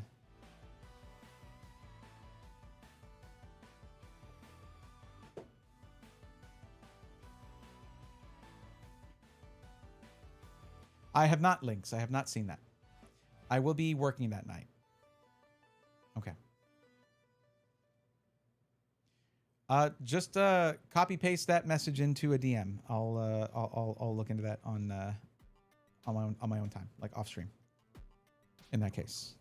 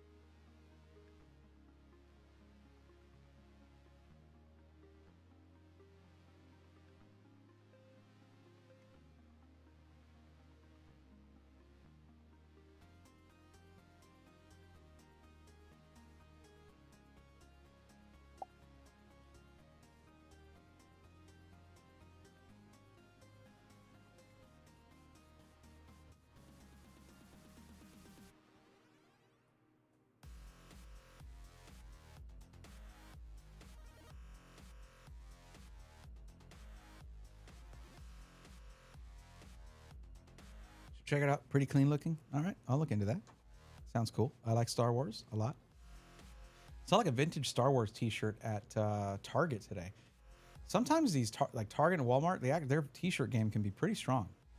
Deceptively so. So I didn't check the chat on YouTube very often. I usually lurk and listen here on YouTube. I appreciate that. That's okay. No worries, Panther. Sadly, it is EU only. Might be time to send a little message to Matt. Just kidding.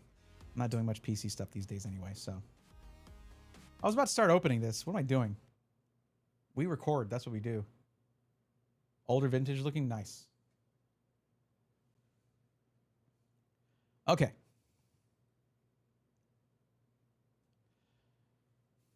All right. Time for another box of Pokemon Simplified. Okay. Let me actually look at the camera while I'm saying it, not look down. Time for another box of Pokemon's Simplified Chinese Gem Pack Volume 5. This is our third one of these. In the last one, we actually got 2 illustration rares, which is not as common as I'd like it to be. Maybe we'll get another one, or maybe we'll get one of the 4 exclusive Chinese gem rares. So let's see what we get. Captain Pikachu incoming, maybe. Now, I am going to be doing hits only on this because it would just take... It would be too long of a video if I'm going 1 pack by 1 pack. There are 30 packs with only 4 cards in here. So 30 packs of 4 cards each just does not really suit doing single pack at a time. So let's fast forward, and before you know it, we'll be seeing what hits we got here. All right. Hyperspeed, engage. I mean, not for you, chat, but you know.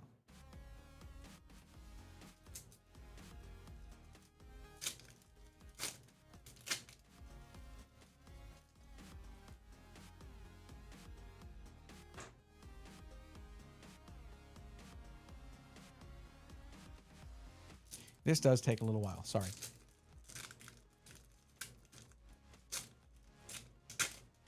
Maybe I should have done something else, considering I'm kind of pressed for time right now. I'm not really. I can go a little bit late. It's fine. If you're cool with that. Podge. We can go a little bit, you know, we can go a little bit past midnight. We'll make sure you get helped out, for sure. I have to do this 30 times. But go at like 800x speed, and it ain't going to feel like that at all. It'll feel totally fine.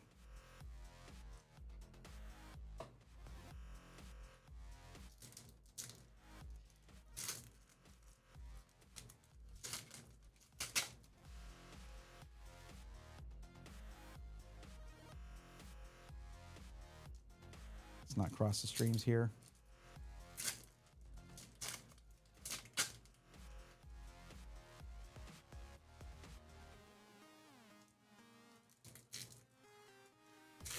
Nothing wrong with a little ASMR. Sure.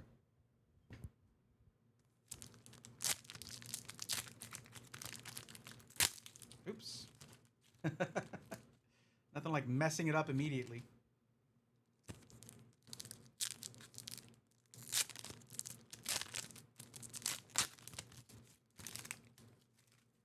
Let me know if that's too crunchy.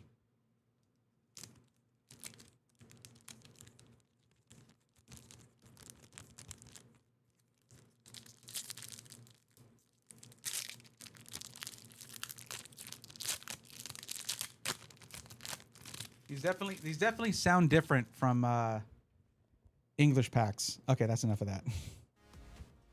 I hope you enjoyed it. I personally get the heebie-jeebies from ASMR stuff, so I won't be listening back to that myself. I don't know what it is about ASMR stuff, but it makes my skin crawl. Nice and crispy in the headset. Glad to hear it. Haha. Glad to hear it. This is why you're here, guys. Not the Pokemon stuff, not the PC help, for the top tier comedy. Oh, God. And no, I cannot fast forward actual real life. I'm sorry. Can't fast forward the live stream. At least these aren't like actually hard to open. They're just a little unpleasant to open. They are easier than Japanese packs, I'll say that.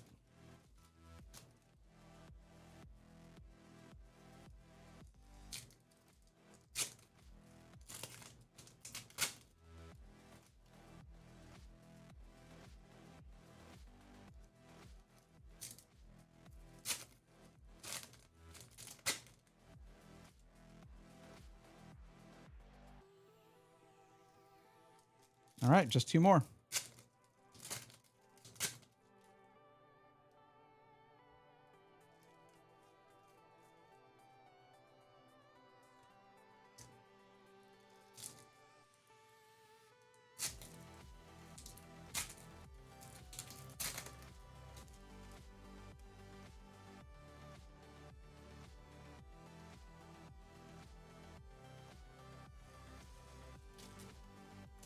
So that's a lot of pink foil right there.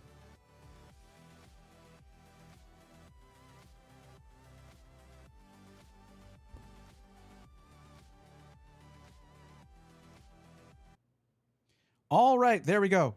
Now, over here on the left, this is going to be the commons and uncommons, but every single card in a gem pack is going to be some kind of foil or hollow. So if you're like, and I've said this many times, sorry if you're hearing this if you're hearing it repeated, but if you're trying to dress up a Pokédex, these are awesome for that.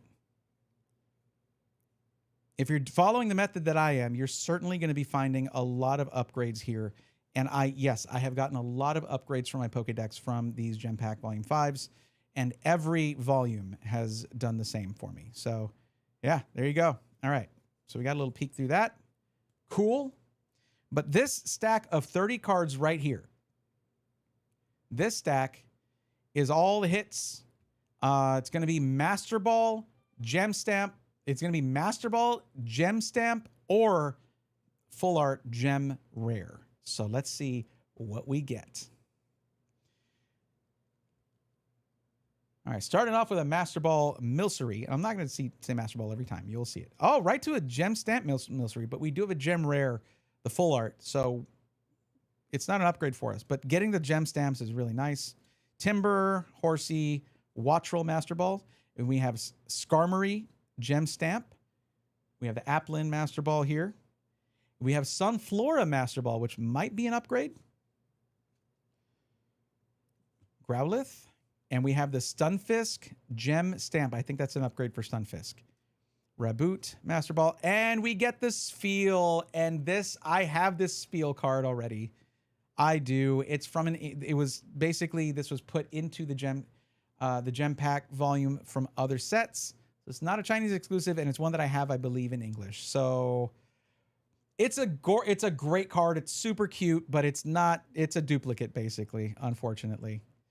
Okay, Sunfisk, a Titan Master Ball, Chimecho, Braviary Master Ball, and the Timber Gem Stamp, and a Titan Gem Stamp. So lots of stamps out of this one, like 4 or 5 of them. These are basically, other than the full art cards, the highest rarity. But yep, when it comes down to it, this is what the card we were looking for to be one of the Chinese exclusives or something like that. There are some cards I don't already have that could have been here. I didn't get one of those. I got this feel. In every other box, though, it's been something good. So I'm totally fine with that. We have 1 box remaining. So get subscribed or hit follow if you have not already. And see you in the next one. It's okay, Spiel. I still love you, buddy.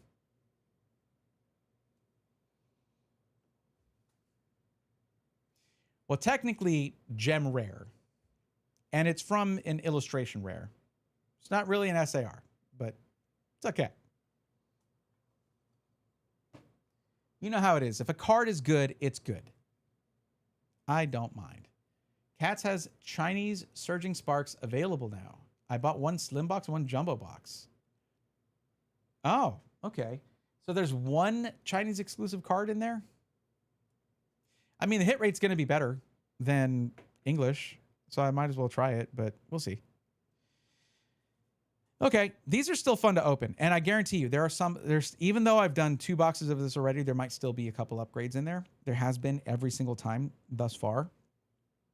And I can show you that because I track these things. Check it.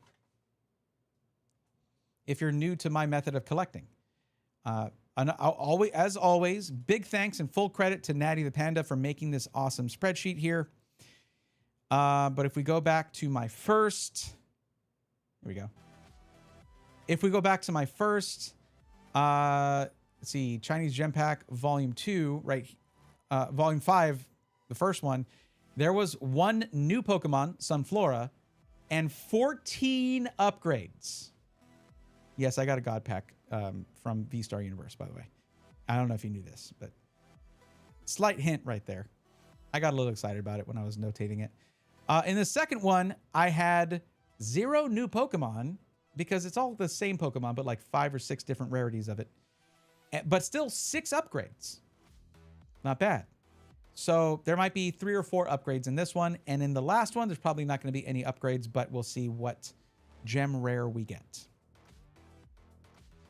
Yeah, it's still nice to get. And that's, again, the trade binder is low-key going to be one of my most important tools once I have like 15 Pokemon left to catch and I don't want to open up packs that are like $150 each. We're going to be trading for those cards. So yeah, there you go. All right. Thank you for waiting through that. I do appreciate it. Did I not notate this? Perfect order 1 and 2. I just think there were no new cards or upgrades from it. Yeah, so it's just 0 and 0. Okay. Let me see. I'm not going to notate that now. We're going to do this last build here. Let's get to it. Podge, did you ever mention what your max budget was? Remember, I was asking for whatever your actual max budget is. A solid number rather than a range. Because you picked the range of 2,500 to 3,000, but where in that range is your actual limit for your budget? Like the ceiling, essentially.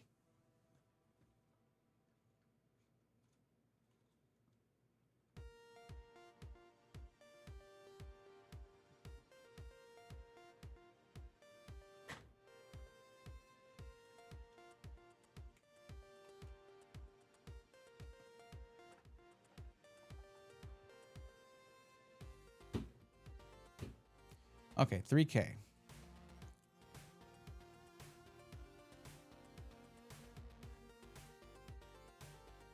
Huh. I'm going to send a DM real quick. Give me a second.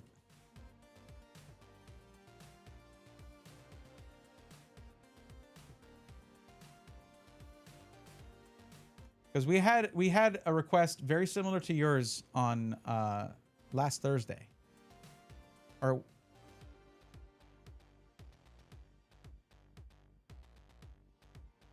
yeah, last Thursday.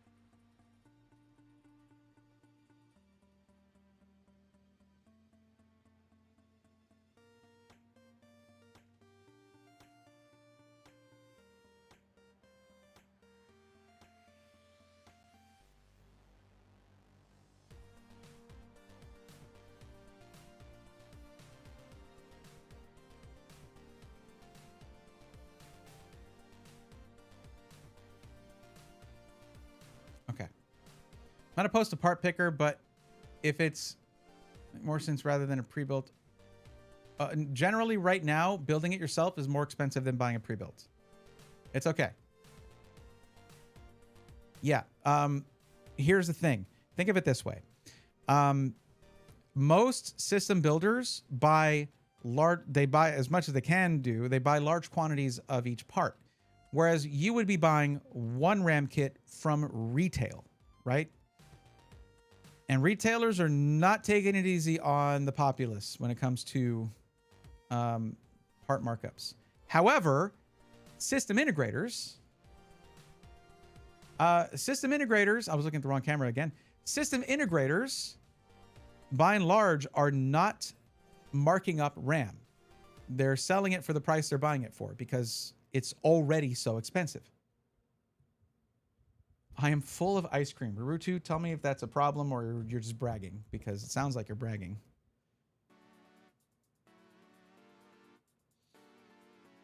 So here's what happened, and I'm just checking on this to see if it's possible or not, Podge.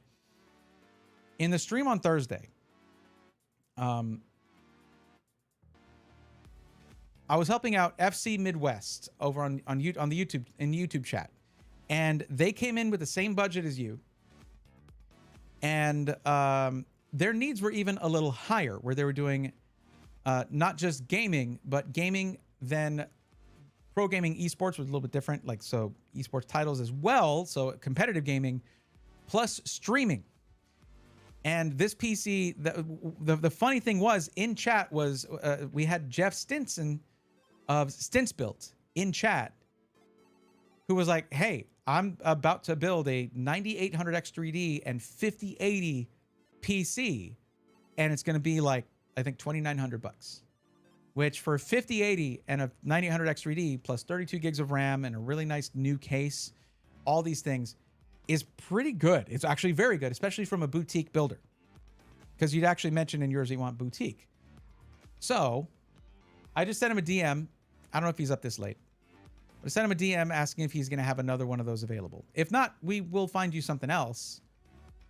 But being that you mentioned boutique for your build here, and I'll switch over here so you can, we can. You mentioned you want boutique, which is a different experience, a different buying experience than buying from a high volume seller, right? Price to performance focused, all that. Most boutique builds aren't going to have parts of that caliber at that price. And it's a very good deal in, relative to the global shortages. It was really cool because Jeff was there feeding me every component, telling me every component that was going in the PC. The case is one that just came out. I don't know if they're going to have another one of those. He might just pick a different case. But, like, it was really cool. So, being that your budget is about the same, and if you look here, yep, it's same budget, yep. Essentially, I would easily point you towards that very same build because, yeah, you're not going for 4K. Neither was FC Midwest, though. And even though 5080 is a bit overkill for 1440p, if you're playing AAA titles and you want to, like, really pump up the effects, the settings and all that, the 5080 is going to do better than a 5070 Ti. Okay. Okay. Well, I can tell you right off the bat, I generally don't recommend going with a third-party seller, especially considering the fact that this PC, hold on.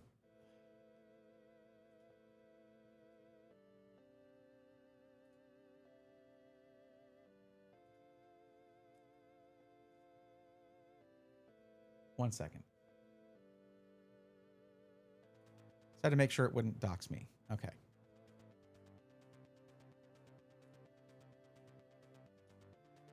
Okay, especially considering the fact that this PC, it mostly has the same parts. It has the same parts. It's just that it's $100 cheaper. And this is also a third-party seller. And also, I can tell you right now, this motherboard, you see how there's not even a cover over the I/O here? This thing is not nearly as nice as the awesome motherboard that Stints was putting in the PC. Also 850 watt power supply. I believe Jeff was I say Jeff, I go back and forth between Stints and Jeff, same guy. I believe he was putting 1,000 watt power supply in there. I wouldn't necessarily put an 850 watt with a 5080 just to give it extra headroom. So I would prefer to put 1,000 watts.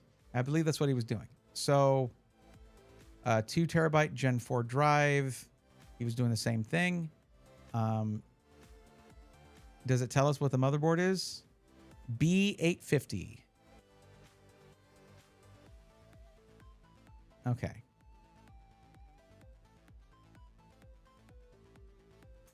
Okay, it's here. Let's see.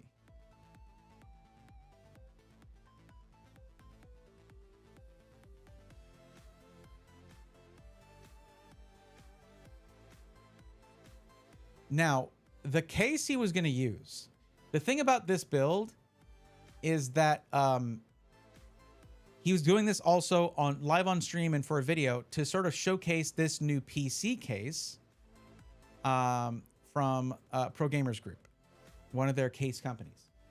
I don't know that he has more than one of these, so it's probably going to be a different case. Okay. And this is not the build. This is a rendering from Pro Gamers Group. It's all black on the inside, not white on the inside. But it's an all black case, all black on the inside and everything. But yeah, this right here is a third-party seller. Like this, I don't know if I never really looked into Stormcraft, like what their company is like, but it is a PC building company. And I'm sure they have their own website where you can probably get a similar PC, but it probably has a better motherboard and a better power supply. Why is that? Well, it is not free to put this PC for sale on Newegg and reach a much wider consumer base. Newegg takes a big fat chunk out of the profit margin for this. So Stormcraft, this company, still has to make a profit. They have to keep the lights on, pay their bills, pay their employees benefits, taxes, all that stuff. So that comes out of the components. And I have verified this with multiple PC building companies that sell through third-party sellers like Amazon, Newegg, and Best Buy. It is a costly endeavor for them. But if they want to compete in high volume, by the way, this is not boutique. This is a high volume seller. This is not anything like the boutique experience, right? This is built. It's sitting in a warehouse. You'll probably get it faster than if you bought it from Stints. Stints built. But it's built already. It's been sitting there. Probably, maybe could use a BIOS update and a Windows update. All those things. Graphics drivers update. Those things. Right? That's why I'm here, for the expert opinion. There you go. This is why I generally don't recommend third-party sellers. You are, based on spending the same amount of money, when you're comparing spending the same amount of money versus from, say it's a Skytech PC, because Skytech is on Newegg. They're there, right? If you take the same amount of money, spend that on their site, you get a better PC. Because they're not giving up a chunk of their profit margin just to host it on a website and have these sit in a warehouse. You know what I mean? So I've verified this multiple times. So always better to go, if you're like browsing, it's easier to browse on Amazon. Well, okay, well, not really. It's easier to browse on Newegg. Their tech browsing is much better than Amazon's.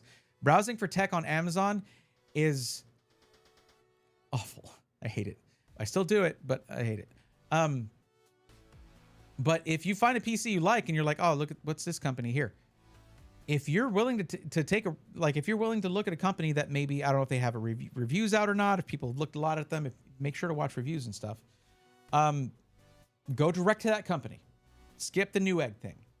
Find a similar deal, and you're not going to see this bargain bin motherboard in that PC.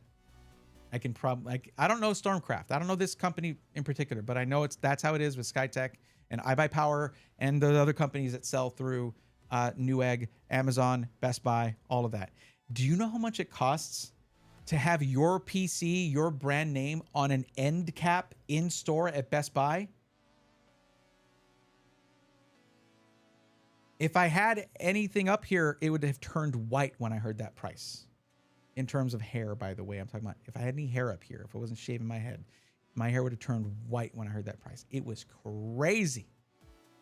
I was like, you're paying them for this. Okay. All right. Sure. I get it. That sucks. Don't do that. And then the PC that company that was telling me the price, that the PC they ended up putting on that end cap had 1 stick of RAM in it.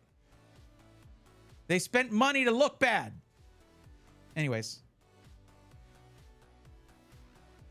Yeah, this is not one of the companies that we have a channel for in SI testimonials, I don't think.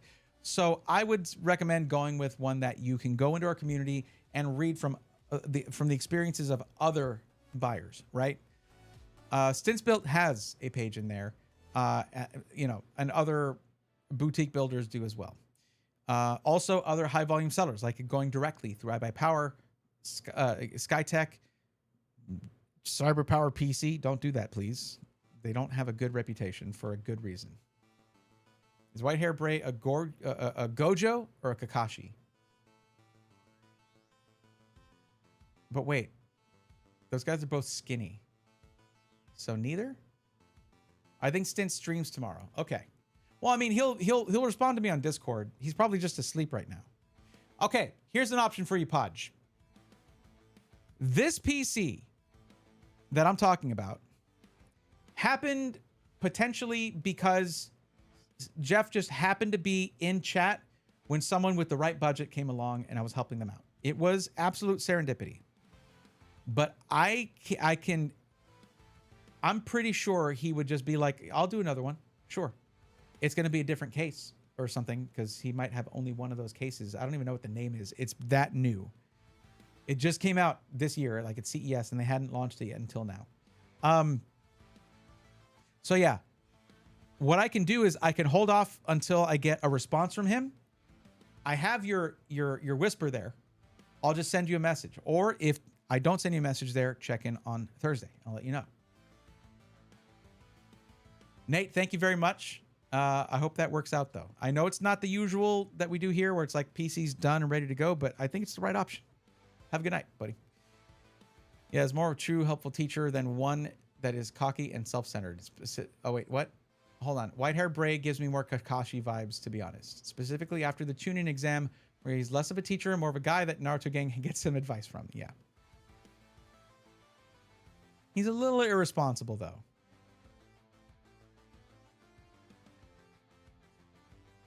But not that much. I like Kakashi. More a true helpful teacher than one who's cocky and self-centered. Yeah. Yeah, I forgot to change back. Thanks, Nate. I forgot to change back after I did rip those packs. It's okay. I changed over once, so it'll show that I did both. Actually, I appreciate it. Not a big rush or anything. Sounds good. Okay, that works out.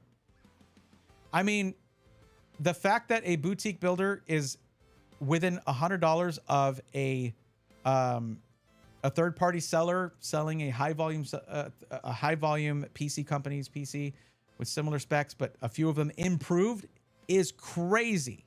That's crazy. So yeah, I would say it's worth waiting one or 2 days to get a response from the owner of the company himself. Yeah, but way less irresponsible the Gojo tends to be. I mean, real. Yeah. Okay. I'm going to put this on hold here. I'm going to reset this. And you keep your place in line. It doesn't really matter. I mean, I'm going to help out regardless. Yeah, I'll keep an eye on it. And yeah, if I get an answer from him tomorrow, I'll hit you up in Twitch Whisper. And if you don't see that by then, I'll see you in stream on Thursday. Same time, same channel, obviously. So you think Kakashi is irresponsible, but that is more of a mask that he puts on because he specifically doesn't want to be serious, because that comes with unleashing his Sharingan, and that is a whole plot point, and yes, it is. I wasn't going to get into spoilers, though, Natty. How about that? How about spoilers for people who haven't watched Naruto in the, like, 25 years it's been broadcasting? I guess that's past the statute of limitations for anime. For spoilers.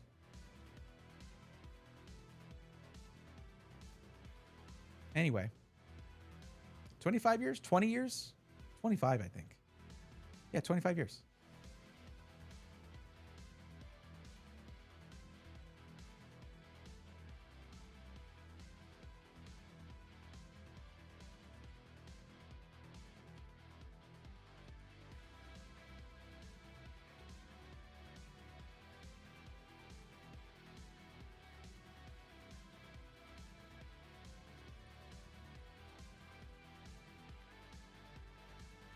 I really need to finish watching Naruto. I stopped right after Itachi's and by extension Akatsuki's introduction. I think we went further than that. The problem is Ari does not like binging stuff.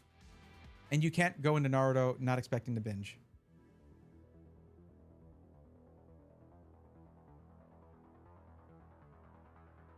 Well, despite the spoiler-ish territory there, I think that was a thoughtful and insightful response there. That was good. That was good. From both of y'all. You too, Alucard. You jumped in there too.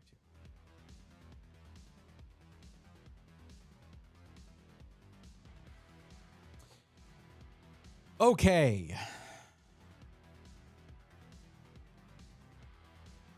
Oh, thank you guys for hanging out. This was, you know, viewership has been a little up and down. Mostly down though, but the more, you know, when you guys come in and hang out and we get to have, it feels a little bit like old times. I appreciate it. And of course, those of you who've been sticking through it, even when it's 10 people, like, thank you. And I know someone who's like just getting started streaming or has been streaming for a while and just hasn't hit their stride yet. 10 is a lot. It is, you know, if you're in a room with 10 people, that's going to be a crowded room, right? But yeah, the Akatsuki are my favorite thing about Naruto. Best arc. Yeah, we got pretty far into Naruto now that I think about it. I couldn't pinpoint when we left off, but it was pretty far into it. We should finish it. Okay.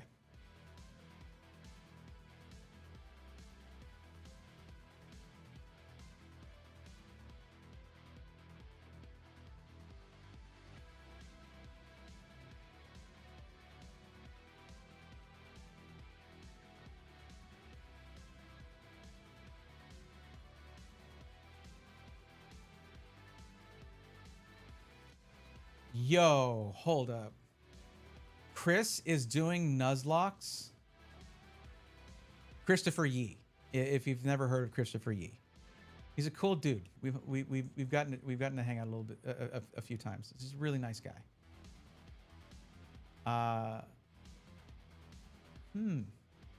Interesting.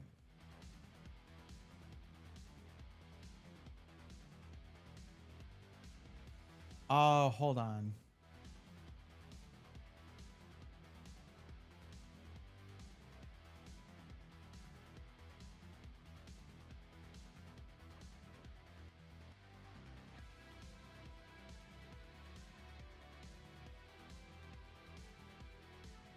Okay.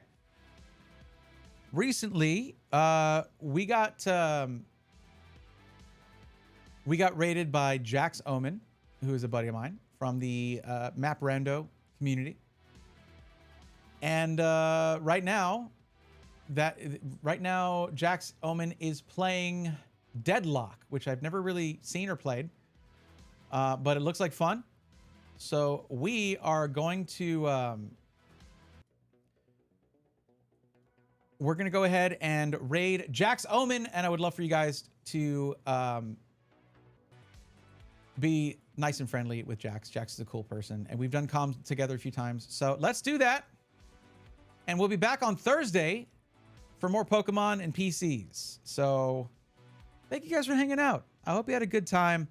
But I'll catch you on Thursday, and until then, take care. Oh, you're welcome. All right. See you guys.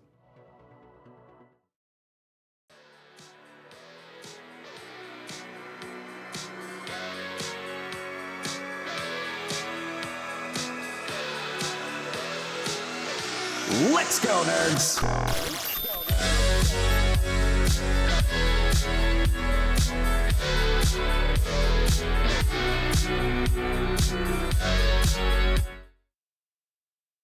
I'm ruining this because I actually didn't start the raid. So that's on me.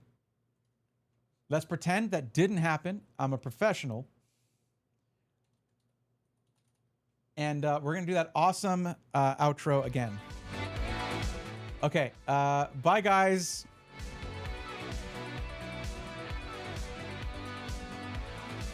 Okay, I was muted on Twitch because I had swapped the audio. Okay, so again, I messed up my outro. So now we're raiding. I hadn't started the raid yet. Now we're doing that. Bye.